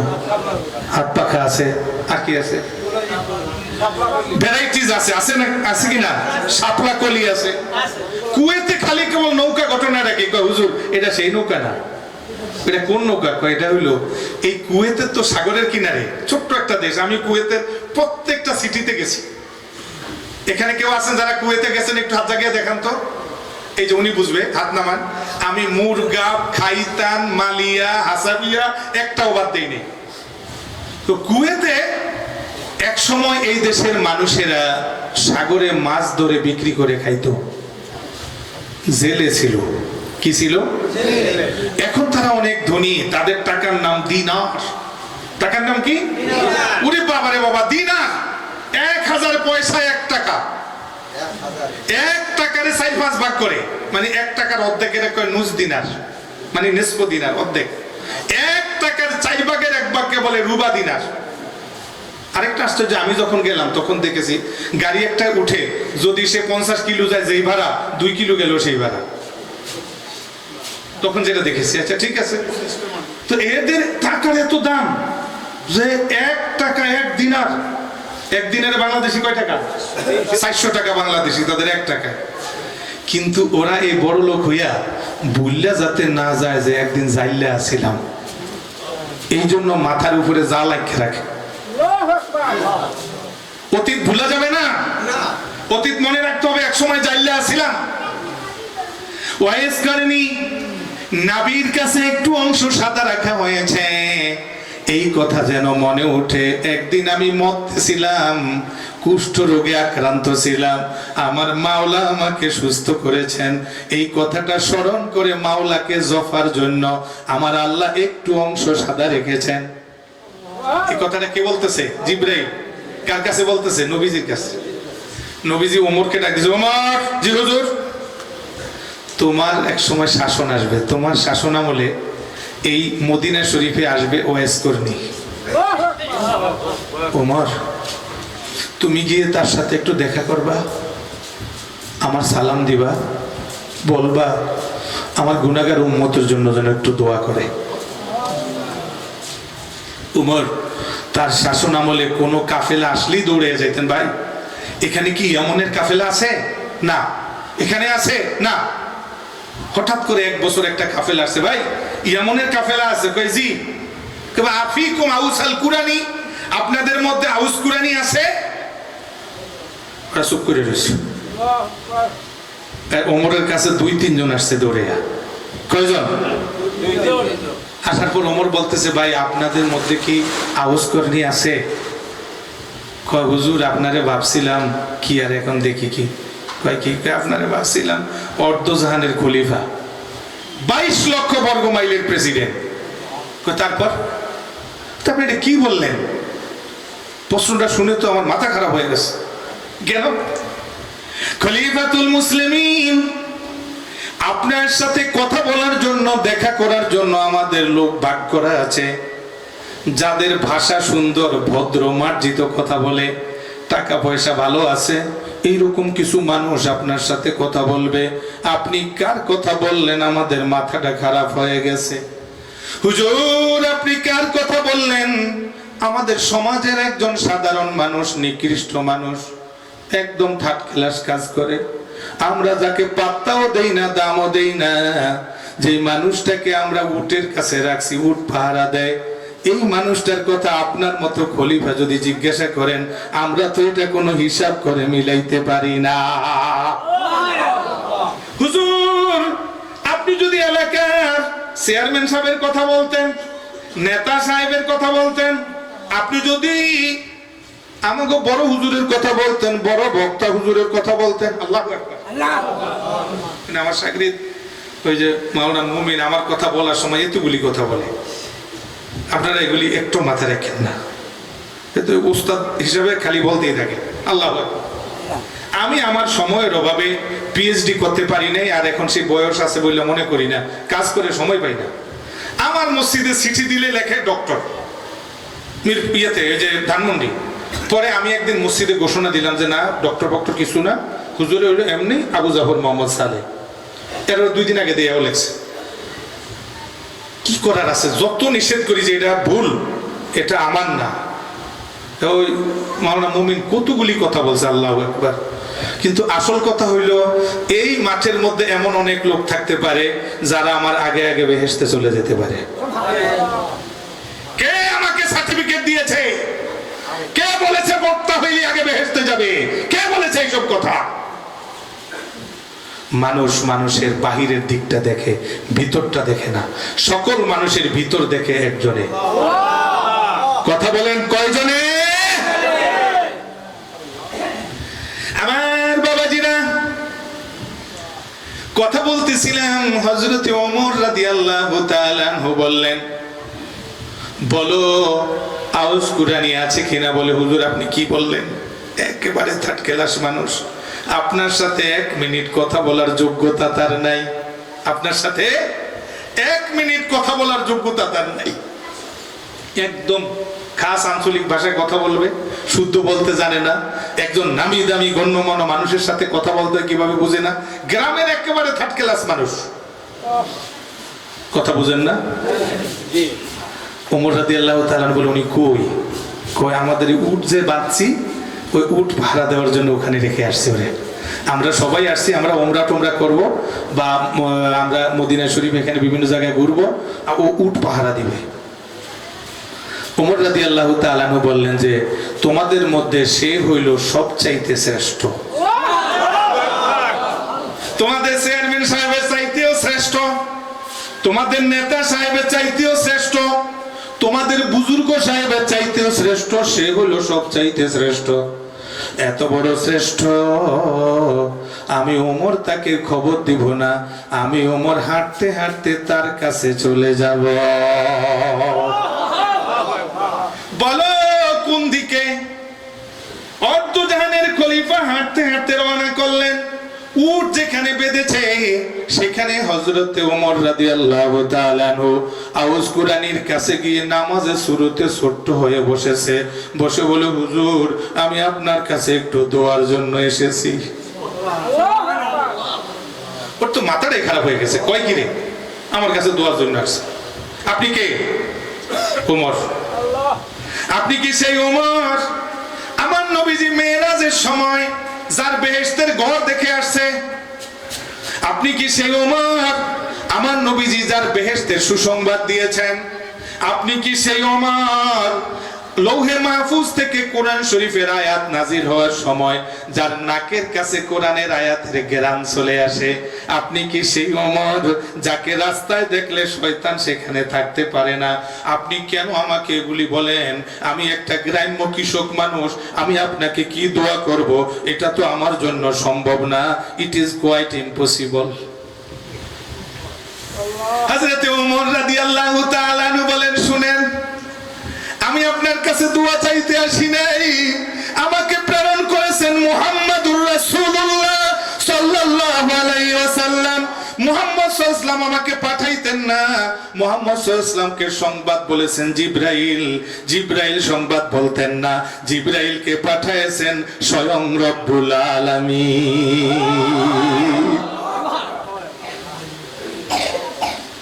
ওয়াজ করনি দেখলেন আর কোনো উপায় নাই, তাড়াতাড়ি বসে দোয়া করে দিলেন।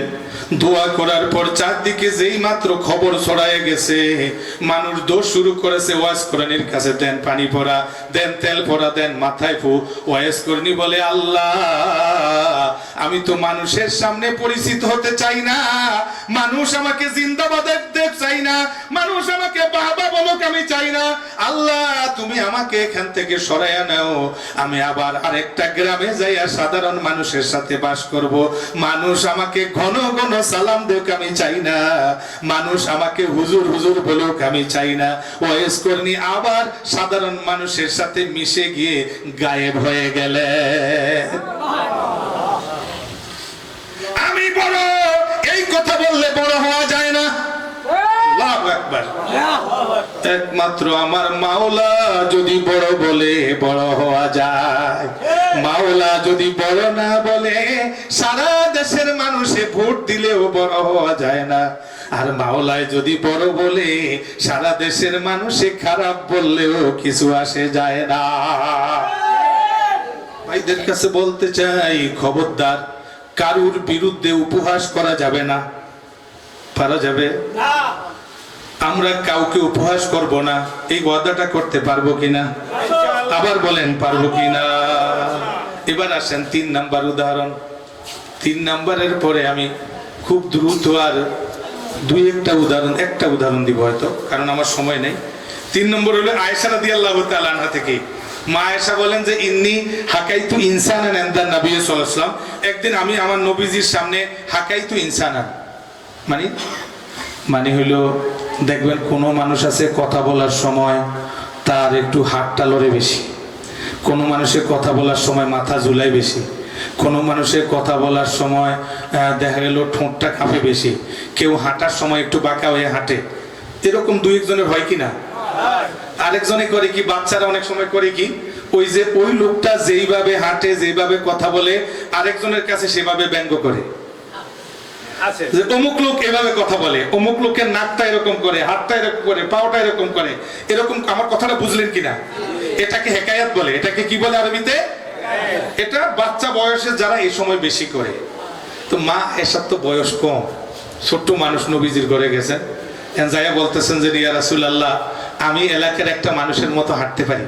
এটা বললেই তার মতো হাঁটতে আছে। নবীজি রাগ হয়ে গেলেন। নবীজি বলেন, আল্লাহর কসম, সারাটা দুনিয়া যদি কেউ আমাকে দেয় তাহলেও আমি একটা মানুষকে এইভাবে ব্যঙ্গ করে হাঁটবো না। অল্প আমল আপনাকে পার করে দিবে যদি আপনার জবানটা হেফাজতে থাকে। এই জন্য আমার নবীজি হাদিসের মধ্যে বলেছেন, মাই আজমানুলি মা বাইনা লাহিয়াইহে ওমা বাইনা রেজলাইহে আজমানুলাহুল জান্নাতা মুত্তাফাকুন আলাই। যেই ব্যক্তি 2টা গ্যারান্টি দিবে আমি তার বেহেশতের গ্যারান্টি দিব। আমার সাথে কথা বলতে হবে। যে ব্যক্তি কয়টা গ্যারান্টি দিবে? আমি তার বেহেশতের গ্যারান্টি দিব। 2টার 1 নাম্বার হইলো 2 চোয়ালের মধ্যেই জবান। যেই ব্যক্তি জবানের গ্যারান্টি দিবে, 2 নাম্বার লজ্জাস্থানের গ্যারান্টি দিবে। 2টার মধ্যে 1 নাম্বার কোনটা? জবান। 1 নাম্বার কোনটা? মা বাইনা লাহিয়াইহে। জবান ঠিক রাখতে না পারার কারণে কত নারী তালাক হয়ে গেল, কত মানুষ বড় গুনাহ করলো, ভাইয়ে ভাইয়ে সম্পর্ক নষ্ট হয়ে গেল, ফ্যামিলির মধ্যে বিবাদ বেজে গেল। কি ব্যাপার? আরে ও আমাকে মজলিসে বেইজ্জতি করছে। নবীজি বলছেন, কেউ যদি জবানটা ঠিক রাখতে পারে, যে আমার এই জবান দিয়ে আমি গীবত করব না, শিকায়াত করব না, অপবাদ দিব না, কারোর বিরুদ্ধে অন্যায় ভাবে কথা বলবো না, নিজের অহংকার প্রকাশ করব না। নবীজি বলেন, জবানটা যদি ঠিক রাখতে পারে আমি নবী তার বেহেশতের জামিন হয়ে যাব।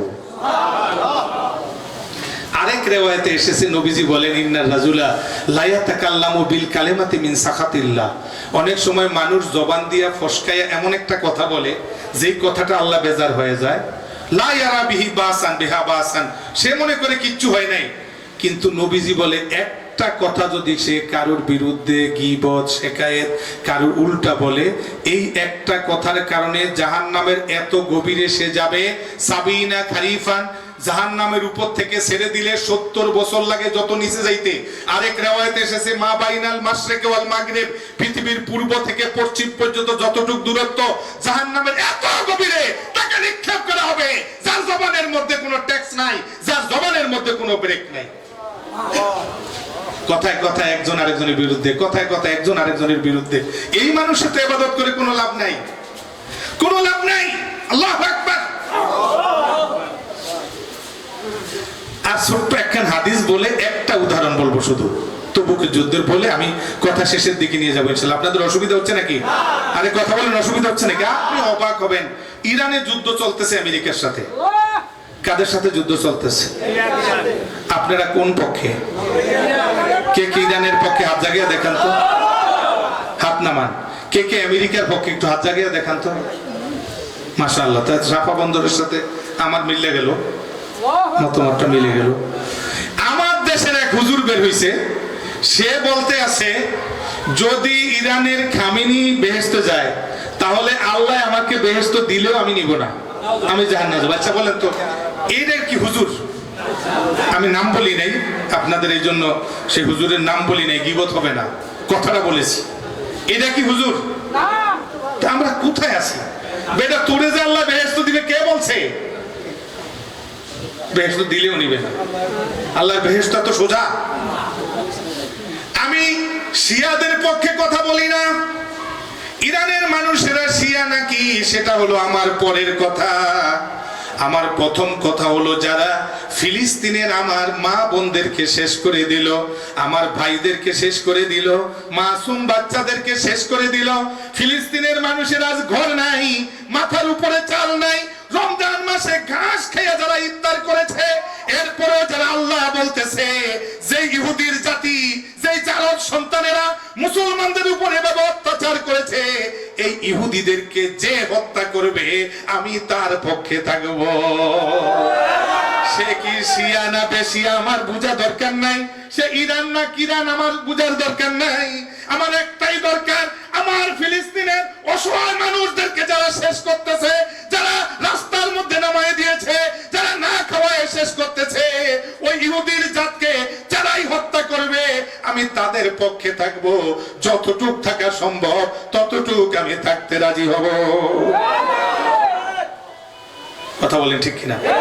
এখন দেখেন এই যে জবানের অবস্থা, মুখটা দিয়ে বললো কি যে আল্লাহ বেহেশত দিলেও সে নিবে না। এমনও হইতে পারে যে আল্লাহ তার জন্য বেহেশত রাখছিল, এই কথাটার পর তার বেহেশত বাদ হয়ে যাবে, এই কথাটার পর তার বেহেশত বাদ হয়ে যাবে।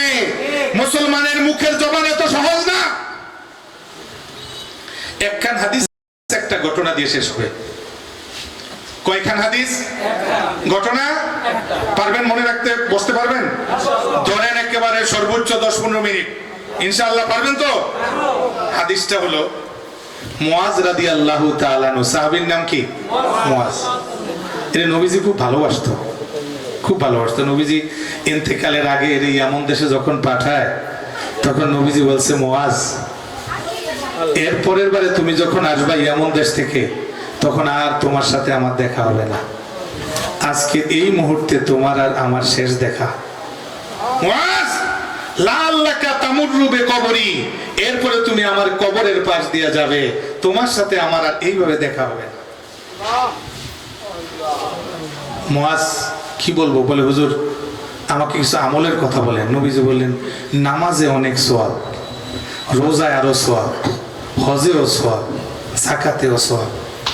এই সব সওয়াবগুলি রক্ষা করে একটা জিনিস, কন্ট্রোল। মুয়াজ আলা আদুল্লুকা বিমিলাকি যালিকা কুল্লিহি, সব আমলের মালিক হওয়া যাবে একটা আমল করলে, সেটা কি বলবো? বলে হুজুর বলেন। আল্লাহর নবী নিজের হাত দিয়ে নিজের জিহ্বা মোবারককে ধরে বললেন মুয়াজ রে, কুফা আলাইকা হাযা, এটাকে যদি কন্ট্রোল করতে পারো নামাজ কাজে লাগবে, কন্ট্রোল করতে পারলে রোজা কাজে লাগবে, হজ কাজে লাগবে। যদি কন্ট্রোল করতে না পারো জীবনের কোনো আমল কাজে আসবে না। হজ করে আসছে হাজী সাহেব, দোয়ার জন্য আসে। গত বছরের জমজমের পানি নিয়ে আসো তো, মানে 2 বছর যে হজ করছে এটা বুঝিয়ে দিল, 2 বছরের হজই শেষ। জবানের একটা কথা দিয়া একেবারে কষ্টের ইবাদত শেষ। ভাই চোখ জ্বলে, ভাই চোখ জ্বলে, ভাই চোখ জ্বলে। কি রে ভাই, কি জন্য চোখ জ্বলে? ভাই কালকে রাত্রে যে তাহাজ্জুদ পড়ছিলাম, কালকে রাত্রে যে তাহাজ্জুদ পড়ছিল এই জন্য চোখ জ্বলে, এক কথায় তাহাজ্জুদও শেষ। এই, তোমারে যে আমি 10,000 টাকা জাকাতে দিলাম, টাকাটা কি করছো? 10,000 টাকাও শেষ। কারণ জাকাত যে আপনি দিচ্ছেন, জাকাত তো আপনার না, না জাকাতের মালিক হলো গরিব। যে মালিক তারে দিচ্ছেন, আপনি জিজ্ঞাসা করার কে? হু আর ইউ? মালিককে মালিকের জিনিস দিলেন, আপনি জিজ্ঞাসা করতে গেলেন কেন?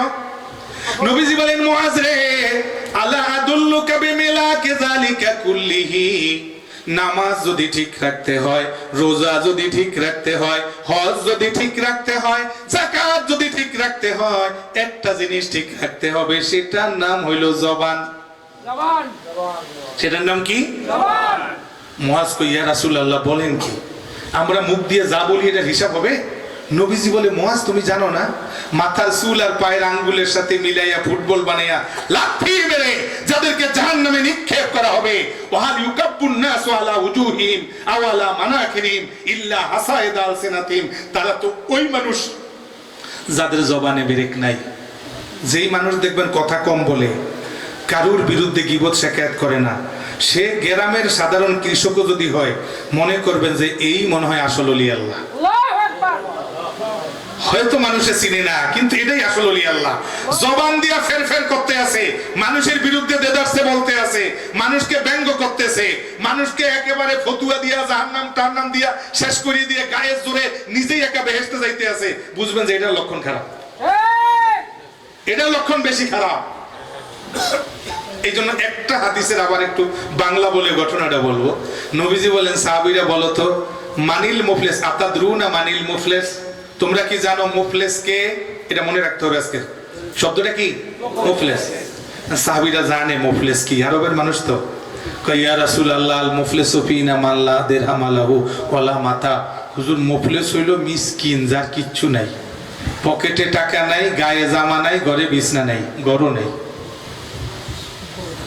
ইয়া রাসূলুল্লাহ, মুফলিস হইল যার কিচ্ছু নাই, যেই মানুষটা যেখানে রাত সেখানে কাত। যে মানুষটা কি?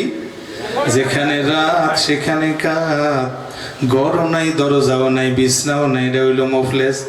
নবীজি বলেন, সাহাবীরা রে, আসল মুফলিস হইল আমার উম্মত, যারা কিয়ামতের মাঠে আসবে, নামাজও আছে, রোজাও আছে, হজও আছে, যাকাতও আছে, অথচ তার অবস্থাটা ছিল এই, কদ জরাবা হাজা ওয়া শাতামা হাজা ওয়া কালামা আলা হাজা। অন্যায় ভাবে একজনকে আঘাত করেছে, অন্যায় ভাবে আরেকজনকে কষ্ট দিয়েছে, অন্যায় ভাবে আরেকজনের সম্পদ ভোগ করেছে, অন্যায় ভাবে আরেকজনের টাকা আত্মসাৎ করেছে, অথচ তার নামাজও আছে, রোজাও আছে, হজও আছে, যাকাতও আছে। নবী বলেন, সাহাবীরা রে, আমার এই উম্মতের চাইতে হতভাগা, আমার এই উম্মতের চাইতে মিসকিন, আমার এই উম্মতের চাইতে অসহায় আর কেউ হতে পারে না। ও আমার সাহাবীরা, একজনের সামনে এসে বলবে, তুমি যে আমাকে অন্যায়ভাবে বেইজ্জতি করছিলা, কথা দিয়া দাও। কয়, কি দিমু? কয়, তোমার হজের সবগুলি দিয়া দাও। কয়, নে, হাদিয়া দিয়ে দিলাম। চলে গেল হজ। আরেকজনের দ্বারে আইসা বলে, দে। কয়, কি? কয়, আমার যে জায়গা দখল করছো অন্যায়ভাবে, এটারে বরিশালের ভাষায় কি বলেন আমি জানি না, আইল বলা হয় অনেক এলাকায়। জায়গার পাশে যে একটা চিকন রাস্তা, এটারে কি বলে? এটারে কিন্তু ঠেলে অনেক এলাকার মানুষ আছে, গায়ে আছে, এটাও ঠেলে। আবার মসজিদে নামাজও পড়ে, আবার মনে মনে বলে যে বেহেশতে গেলে আমি যাবো, যাইয়েন, বেহেশতে আপনার মামুর বাড়ির পাশে আছে।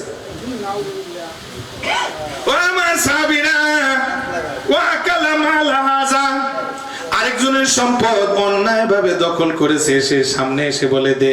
কয়, কি দিমু? কয়, তোর নামাজের সওয়াব দে, রোজার সওয়াব দে, যাকাতের দে, সবগুলি লয়ে যাই। লয়ে গেছে, কিছু নাই।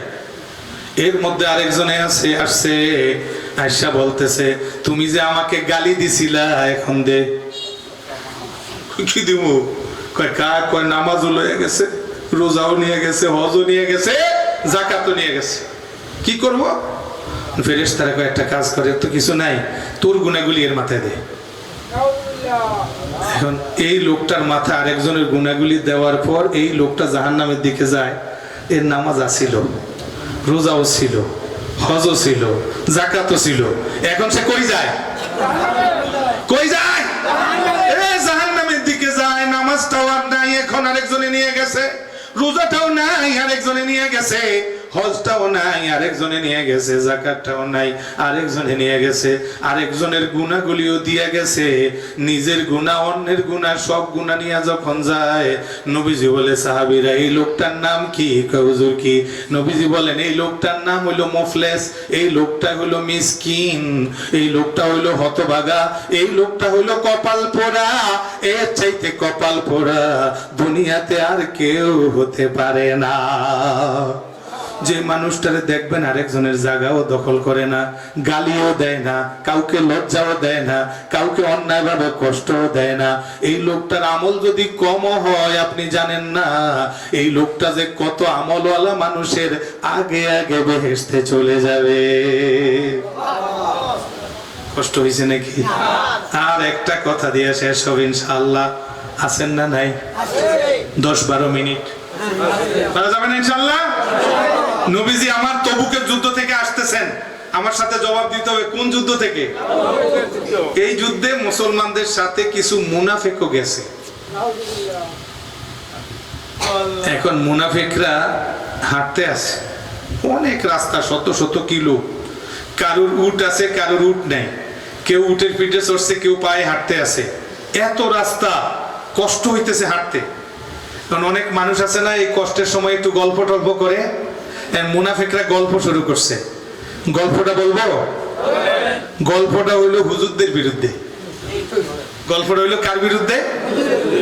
কিছু মানুষ আছে দেখবেন নিজেরা একসাথে হইলে কিছু দিশা মিশা না পাইলে হয় ইমাম সাহেবের বিরুদ্ধে একটু বলে, না হয় মুয়াজ্জিন সাহেবের বিরুদ্ধে একটু বলে, না হয় খাদেমের বিরুদ্ধে একটু বলে। এরা হইল বেশি জঘন্য। এরা কি? এরা মুফলেসও না, এরা এর চাইতেও জঘন্য, এরা একদম মুনাফিকদের পাশে। মুনাফিকরা কি বলতে আছে তাফসিরে লেখা আছে, ওরা বলতেছে যে ইন্না কুরআনা হাউলাই, ওরা বলতেছে যে আমাদের মধ্যে যে কিছু কারি সাহেব আছে এগুলি কিরকম মানুষ? কারি সাহেব নবীজি সাহাবীদের মধ্যে বড় কারি, অন্য সাহাবীদের উস্তাদ হওয়ার যোগ্য এরকম ছিলেন কয়জন? আওয়াজ দিয়ে বলেন কয়জন? আওয়াজ দিয়ে বলেন কয়জন? হযরত ইবনে মাসউদ, হযরতে মুয়াজ, হযরতে সালেম, উবাই ইবনে কাব। নবীজি বলছেন যে এই 4 জনের কাছে তোমরা কোরআন শরীফ শিখো, এরা তোমাদেরকে কোরআন শরীফ পড়াইতে পারবে। এরা কোরআন শরীফ পড়ে যেরকম নাজিল হইছে জিবরাইলের মাধ্যমে ওই রকম পড়ে। এরা বলতেছে যে আমাকে এই যে 4 জন কারি সাহেব কোরআন শরীফ পড়ে টরে এদের মধ্যে অনেক ঝামেলা আছে। কারা বলে? খবরদার এই লাইনে ঢোকা যাবে না। আপনার কি দরকার আছে মুয়াজ্জিনের বিরুদ্ধে কথা বলার? তো গরিব মানুষ, ও বেতন পায় কত?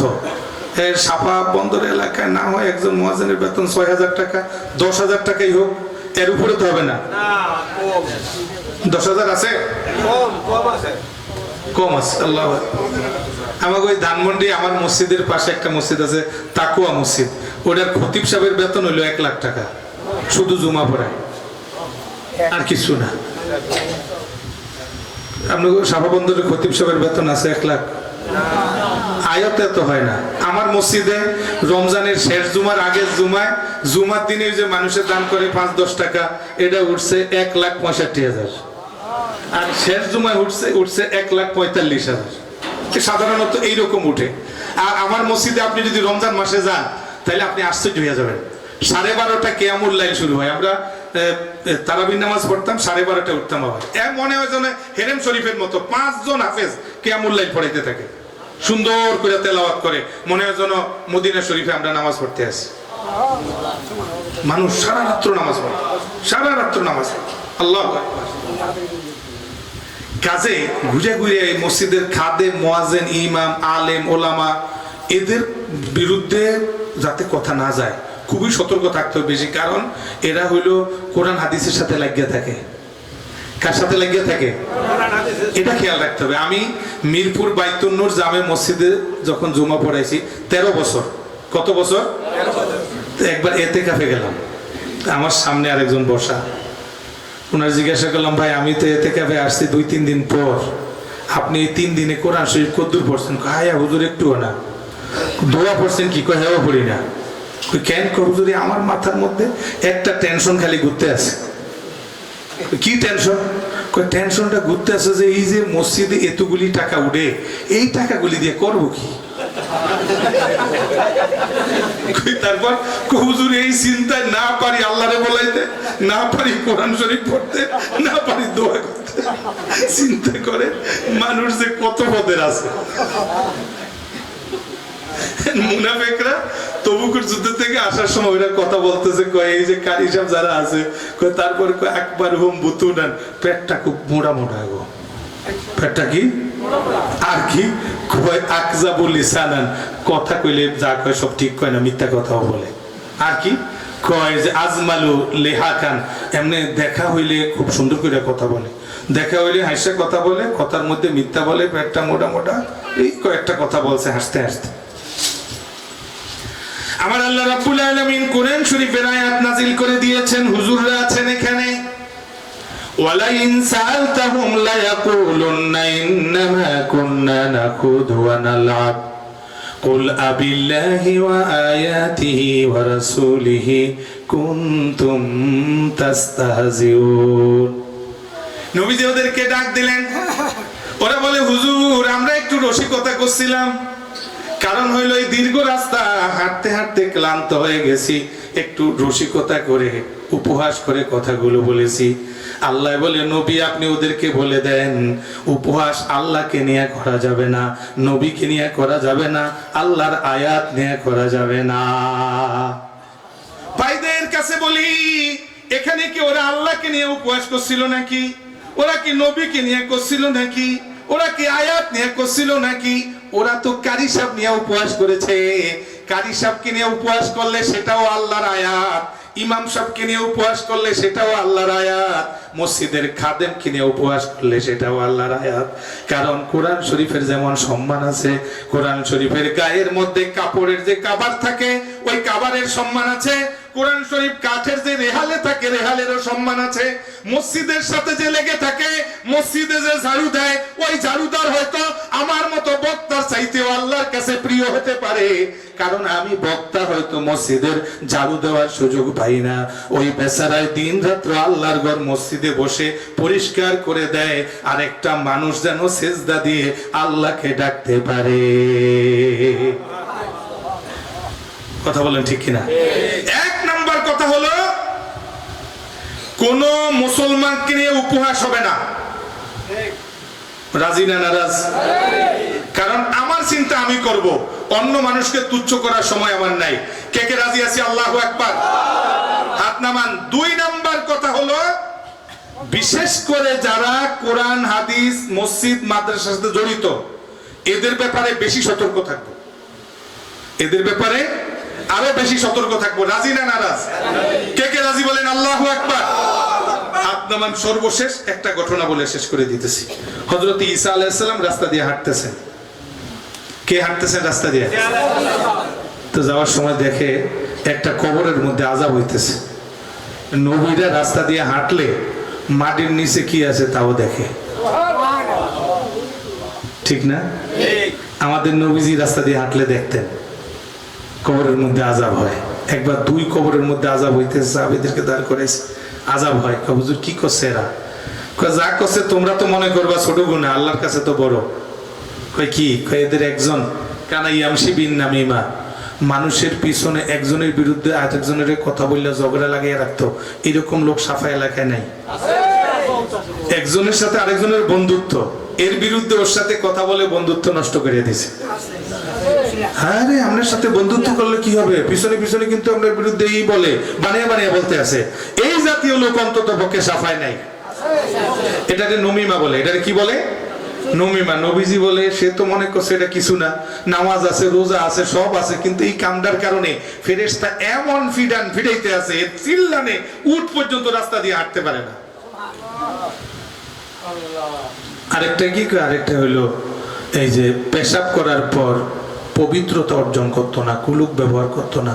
এটার ব্যাপারে সতর্ক থাকতে হবে, সব সময় পবিত্র থাকার চেষ্টা করতে হবে। আল্লাহ তাআলা পবিত্র মানুষদেরকে ভালোবাসেন। কথা বলেন ঠিক কিনা? এরপরে নবীজি বললেন যে খেজুর গাছের দুইটা ডাল আনো, দুইটা কবরে পুঁতে দেই। এই ডালগুলি যতক্ষণ পর্যন্ত কাঁচা থাকবে ততক্ষণ কবরের আযাব হালকা হবে। কারণ কাঁচা পাতা আল্লাহর জিকির করে, জিকির যখন বন্ধ হয় গাছের পাতা হলুদ হয়, এরপরে ওই পাতা ঝরে পড়ে যায়। গাছের পাতা আল্লাহর জিকির করে। নবীজি দুইটা গাছের ডাল দুইটা কবরে রোপণ করে দিলেন। কষ্ট হয় নাকি? ঈসা আলাইহিস সালাম রাস্তা দিয়ে হাঁটতেছেন, দেখে কবরের মধ্যে আযাব হইতেছে। মনে আছে না নাই? এই ঘটনাটা লেখা আছে তাফসিরে কাবীরের মধ্যে। তো ওই বেচারা এমন চিল্লাইতে আছে, ঈসা আলাইহিস সালাম বলে থাক আমি আসতে আছি। ঈসা আলাইহিস সালাম ছিল দরবেশ মানুষ। কি মানুষ? বাগানের মধ্যে শুয়ে থাকতো, ঘরবাড়িও নাই। ঈসা আলাইহিস সালামের কোনো টাকা পয়সা ছিল না। এই 1 টাকা আসলে 1 টাকা খরচ করতো। আর আমাদের নবীজি হইলেন একদিন খাইয়া থাকতেন, আরেক দিন না খাইয়া থাকতেন। মা আয়েশা রাদিয়াল্লাহু তাআলা আনহা বলেন, আমরা 3 মাস আকাশের চাঁদ দেখতেছিলাম যে কোন মাসে গমের রুটি খাওয়া যাবে। 3 মাসের মধ্যে গমের রুটি ছিল না। মা আয়েশা বলেন, নবীজির ঘরে আসার পর নবীজির গোটা জিন্দেগিতে কোনোদিন আমরা একাধারে 2 দিন গমের রুটি পেট ভরে খাইতে পারি নাই। ঈসা আলাইহিস সালাম একেবারে গরিব ভাবে চলতেন, টাকা পয়সা খরচ করে ফেলতেন। ওনার শুধু আছিল একটা গ্লাস আর একটা বালিশ, আর কিছু না। পরে একদিন একজনের দেখে গাছের নিচে হাতের উপরে মাথা দিয়ে ঘুমায়। কয় এমনিও ঘুমান যায়, তাহলে বালিশটাও দান করিয়া দেই। বালিশটা দান করিয়া এখন হাতের নিচে হাতের উপরে মাথা দিয়ে ঘুমায়। আরেকদিন একজনের দেখে যে নদীর থেকে পানি হাতের এই তালুর মধ্যে নিয়ে পান করতে আছে। তাই নাকি? এমনিও পানি খাওয়া যায়, তাহলে যা গ্লাসটাও দান করিয়া দিই। ভিন্ন ধরনের লোক ছিলেন ঈসা আলাইহিস সালাম। তোকে আমি আসতে আছি, ঘুরে কাজ টাজ করে আসছেন। আসার পরে দেখে কি, ওই কবরের মধ্যে যেই লোকটার খুব শাস্তি হইতেছিল, এখন সেই লোকটা ফুলবাগানের মধ্যে বসা।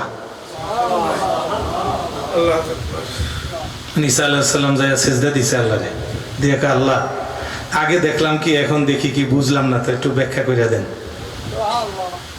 আল্লাহকে, ঈসা এই যে লোকটা কবরে গেছে, এই লোকটা ছিল 50-50। লোকটা ছিল কি 50-50 মানে কি? যারা নেক কাজও ভালোবাসে, গুনাহও ভালোবাসে, ওয়াজেও যায়, গানেও যায়। এমন লোকটা আপনাদের এদিকে নেই। গান হইলে ওখানেও যায় লাফাইতে থাকে, ওয়াজ হইলে এখানেও যায় লাফায়। কথা বুঝেন না? গানের মধ্যে গেছি কেন? গান শুনতে টেস্ট লাগে, এই জন্য গেছি। তো মাহফিল আইসস কয় কেন? এটা মজা লাগে, এই জন্য আছে। যেখানে মজা লাগে ওখানেও যায়, যেখানে টেস্ট লাগে সেখানেও যায়। অর্থাৎ এই ধরনের মানুষ আছে যে এরা মদও খায়, দুধও খায়, ঘিও খায়, গুও খায়। কিছু মানুষ এরকম নাই? আরে কোথাও কোথাও থাকে তো। এখন আল্লাহ বলতেছে যে ঈসা ওই যে লোকটা কবরে গেছে, এ তো ওই সব জায়গায় যাইতো, গুনাহ টুনাও করছে, দিতে আসছে। তো মরার আগে একটা ভালো কাজ করছে। আমার স্ত্রীর ডাক দিয়ে বলতেছে, মাই ডিয়ার কাম হিয়ার, কাছে আসো, পাশে বসো। কয় কি খবর? খবর হইলো ওই যে আমার একটা ছোট্ট বাচ্চা, আমি যদি মারাও যাই ওরে একটু ওই মাদ্রাসায় দিও, যাতে সুন্দর করে একটু আসমানি কিতাবটা পড়তে পারে। এই কথাটা বললে আসছে। ডাক দিয়ে বলে, ঈসা রে, গুনার কারণে তার কবরে আযাব হইতেছিল। আজকে তার মাসুম বাচ্চা মক্তবে গিয়ে পড়া শুরু করেছে, বিসমিল্লাহির রহমানির রহিম, বিসমিল্লাহির রহমানির রহিম। আমার আল্লাহ যে রহমান, আমার আল্লাহ যে রহিম, এই কথাটা মাসুম বাচ্চা তার জবান দিয়া বলা শুরু করেছে। আল্লাহু আকবার। রহমান আর রহিম এর অর্থ হলো, রহমান हर घड़ी तू देने के लिए तैयार है, जो ना मांगे उससे तू बेजार है। রহমান হলো এত দয়া মায়া যার, দিনের বেলায় তার দয়া মায়ার দরজা খোলা, রাত্রি বেলায়ও খোলা। যেই মানুষটাকে দুনিয়ার কেউ পাত্তা দেয় না, দুনিয়ার কেউ দেখতে পারে না, দুনিয়ার কারুর কাছে জায়গা নাই, ওই মানুষটার জন্য যার রহমতের দরজা খোলা, তিনি হলেন আমার মাওলা রহমান।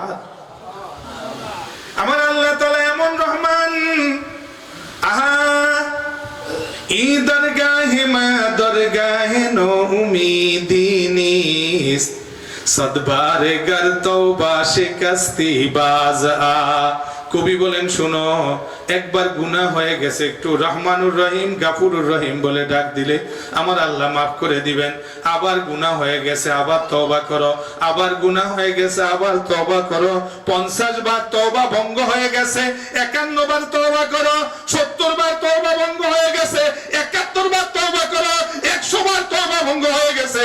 আমার আল্লাহ বলে পাপী রে, এখনো আমি আল্লাহ আমার রহমতের দরজাটা খোলা রাখছি, দিনেও খোলা, রাত্রেও খোলা, সকালেও খোলা, সন্ধ্যায়ও খোলা। তুমি যদি আমাকে ঠিক মতো ডাক দিতে পারো, আমি তোমাকে মাফ করে দিতে রাজি আছি। আমার আল্লাহ ডাক দিয়ে বলেন, ঈসা রে, ওই মাসুম বাচ্চাটা যখন রহমানুর রহিম বলে একটা ডাক দিল, আমি আল্লাহর রহমতের সাগরের মধ্যে ঢেউ শুরু হয়ে গেছে। আহারে, ওর তো কোনো গুনাহ নাই, ও তো মাসুম বাচ্চা, কচি মুখে আমাকে রহমান রহিম বলে ডাক দিতেছে। কেমন করে তার বাবাকে আমি কবরের আযাব দেই, এই জন্য ওই বাচ্চাটার মুখের দিকে তাকায়া কবরের আযাবটা বন্ধ করে এখানে ফুল বাগান দেওয়া হয়েছে। সেদিন বেশি দূরে নয়, যেদিন এই বাচ্চাটা কবরের পাশে এসে বলবে, রব্বির হামহুমা কামা রব্বায়ানি সগীরা। কষ্ট হয় নাকি? বলেন তো, মানুষ কবরে গেলে আমলনামা বন্ধ না খোলা? কথা বলেন না, বন্ধ না খোলা? আজকে মনে রাখবেন, খোলা। আমলনামা বন্ধ না খোলা? 3টা আমল এরপরেও লেখা হয় ওই আমলনামা। 1 সদকায়ে জারিয়া, 2 এলেম, যেই এলেমটা খেদমত চলতেছে, কিতাব কিনে দিছে, এলেমের কিতাব পড়া চলতে আছে, কোরআন শরীফ কিনে দিছে হাফেজ ছাত্রদেরকে, কোরআন শরীফ পড়তেছে, যতদিন পর্যন্ত হাফেজ ছাত্ররা পড়তেছে ওই বেচারার আমলনামায় লেখা হইতেছে। আওয়ালাদিন সালিন ইয়াদুলাহু, নিজের কোন সন্তান যদি দোয়া করে, এই দোয়াটা ডাইরেক্ট যায় আমলনামায় লেখা হয়। আমলনামা বন্ধ হইলে লেখে কেমনে ভাই? সদকায়ে জারিয়া লেখে কেমনে? এলেমের কথা লেখে কেমনে? ছেলের দোয়া লেখে কেমনে? হিসাব তো হবে হাসরের মাঠে, এর আগে তো হিসাব হবে না, এর আগে আমলনামায় তো লেখা চলবে। কথা বলেন ঠিক কিনা? এই জন্য আমি একটা কথা বলতে চাচ্ছিলাম আপনাদেরকে, আপনাদের এলাকায় একটা সদকায়ে জারিয়ার চিন্তা করতেছি আমি আপনাদের সাথে, খুব মহব্বত। এই শুক্র শনিবারে মঠবাড়িয়া মাহফিল আছে, চিন্তা করি ওখানে থাকবো না, রাত্রে এসে থাকবো আপনাদের এখানে। আপনারা কি বেজার আমার উপর? আমি যদি আপনাদের কাছাকাছি আসি বেশি বেশি, বেজার না খুশি? দেখি কে কে খুশি, একটু আল্লাহু আকবার বলে হাত জাগিয়ে দেখান, হাত নামান। এবার দেখা যাইব আসলে খুশি কিনা, সময় মতো বোঝা যাবে। আমি ডাক্তার মুমিনকে বলছি যে এখানে একটা মাদ্রাসা দিতে হবে বাচ্চাদের জন্য। আমি এসে মাঝে মাঝে ওই মাদ্রাসাটা তদারকি করবো ইনশাআল্লাহ, মাদ্রাসাটা যাতে একটা আদর্শ এবং বাবা মা নাজাতের উসিলা হয়। আলহামদুলিল্লাহ বলেন। আপনারা কি আমার সাথে আছেন না আমার সাথে নাই? আমার সাথে আছেন? কে কে আছেন একটু আল্লাহু আকবার বলে হাত জাগায় দেখান। আল্লাহ তাআলা কবুল করেন, জোরে বলেন আমিন, আরো জোরে বলেন আমিন, হাত নামান। আমি এই মাদ্রাসাটা যাতে সুন্দরভাবে চলে, আসতে পারি, আপনাদের সাথে দেখা হয়, আমি যদি ছোট্ট করে একটু কথা বলি, আপনারা কি সেটা মান্য করার চেষ্টা করবেন? মানতেই হবে এমন না, কিন্তু চেষ্টা করতে পারবেন কিনা? পারবেন ইনশাআল্লাহ। আচ্ছা, আমরা এই মাদ্রাসাটার মধ্যে একটু বরকত রাখবো আজকে, যে আল্লাহ এই মাদ্রাসাটা যাতে সুন্দরভাবে চলে। 1000 টাকা করে আমরা রব্বাল মিন্না ইন্নাকা আনতাস সামিউল আলিম ওয়া তুব আলাইনা ইন্নাকা আনতাত তাওয়াবুর রহিম। ربنا هب لنا من أزواجنا وذرياتنا قرة أعين واجعلنا للمتقين إماما رب ارحمهما كما ربياني صغيرا رب ارحمهما كما ربياني صغيرا كيف حالي يا إلهي ليس لي خير العمل سوء أعمالي كثير زاد طاعتي قليل كيف حالي يا إلهي ليس لي خير العمل سوء أعمالي كثير زاد طاعتي قليل ذنبه ذنب عظيم فاغفر الذنب العظيم إنه شخص غريب مذنب عبد ذليل إنه شخص غريب مذنب عبد ذليل ইয়া আল্লাহ ইয়া আল্লাহ রাত্র গভীর হয়ে গেছে দোকানপাটগুলো বন্ধ হয়ে গেছে তোমার রহমতের দরজাগুলি খোলা হয়ে গেছে সারাটা দিন বান্দা আল্লাহকে খোঁজে আর গভীর রাত্রে আমার আল্লাহ বান্দাকে খোঁজে কে আছো গুনাহগার বলো গুনাহ মাফ করে দেই কে আছো অভাবী বলো অভাব দূর করে দেই কে আছো অসুস্থ বলো শেফা করে দেই রব্বুল আলামিন যেই সময় আপনি বান্দাকে ডাকতে থাকেন সেই সময় আপনার দুয়ারে ভিখারির মতো হাত জোর করে বসে আছি আল্লাহ মাবুদ আপনার হাবিব বলেছেন তিন ব্যক্তির দোয়া কবুল হয় এর মধ্যে মুসাফিরের দোয়াও কবুল হয় আল্লাহ আপনার হাবিব বলেন নাই নেককার মুসাফিরের দোয়া কবুল হয় মুসাফির নেককার হোক আর গুনাহগার হোক মুসাফিরের সাথে আল্লাহ ছাড়া আর কেউ থাকে না মাবুদ রব্বুল আলামিন সফররত অবস্থায় আল্লাহ সাফা বন্দর মসজিদের ইমাম সাহেব হুজুর আমাদের জানা মতে একজন মুখলেস মানুষ তাকে সাথে নিয়ে অনেক আলেম ওলামা দিনদার মানুষদেরকে সাথে নিয়ে হাত উঠাইছে মাবুদ রব্বুল আলামিন আপনার দুয়ারে জবাব দেওয়ার মতো কোনো কিছু আমাদের নাই আল্লাহ আপনি যদি এই জবানের হিসাব নেন জবানের হিসাব দিয়া নাজাত পাওয়ার মতো ক্ষমতা আমাদের নাই আল্লাহ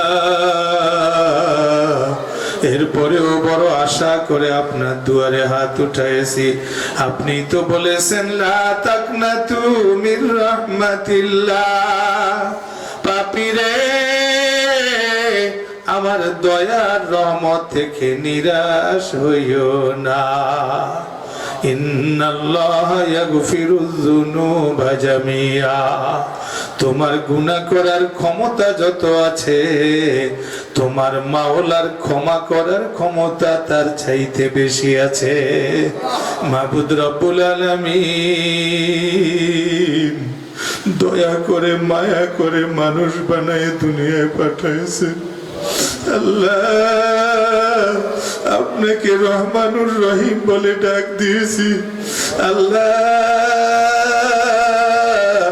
আপনি ছাড়া আমাদের আর কোনো আল্লাহ নাই আপনি ছাড়া আমাদের আর কোনো মালিক নাই আপনি ছাড়া আমাদের আর কোনো রব নাই আল্লাহ মেহেরবানি করে যা কিছু নেক আমল হয়েছে ত্রুটি বিচ্যুতি মাফ করে দিয়ে কবুল করে নেন এর হাদিয়া আপনার হাবিবে পাকের রওজা হাতারে পৌঁছায়া দেন तमाम নবীন সিদ্দিকিন শুহাদা সালেহিনের রওজা পাকে পৌঁছায়া দেন तमाम দুনিয়ার জমিনের নিচে যত মুমিন মুমিনা শুয়ে আছে আল্লাহ সকলের আরওয়ায়ে পাকে হাদিয়া পৌঁছায়া দেন আল্লাহ খাস করে এই মজলিসে আমার মতো বাপ হারা মা হারা এতিম অবস্থায় কে কে হাত উঠাইছে জানি না মাবুদ রে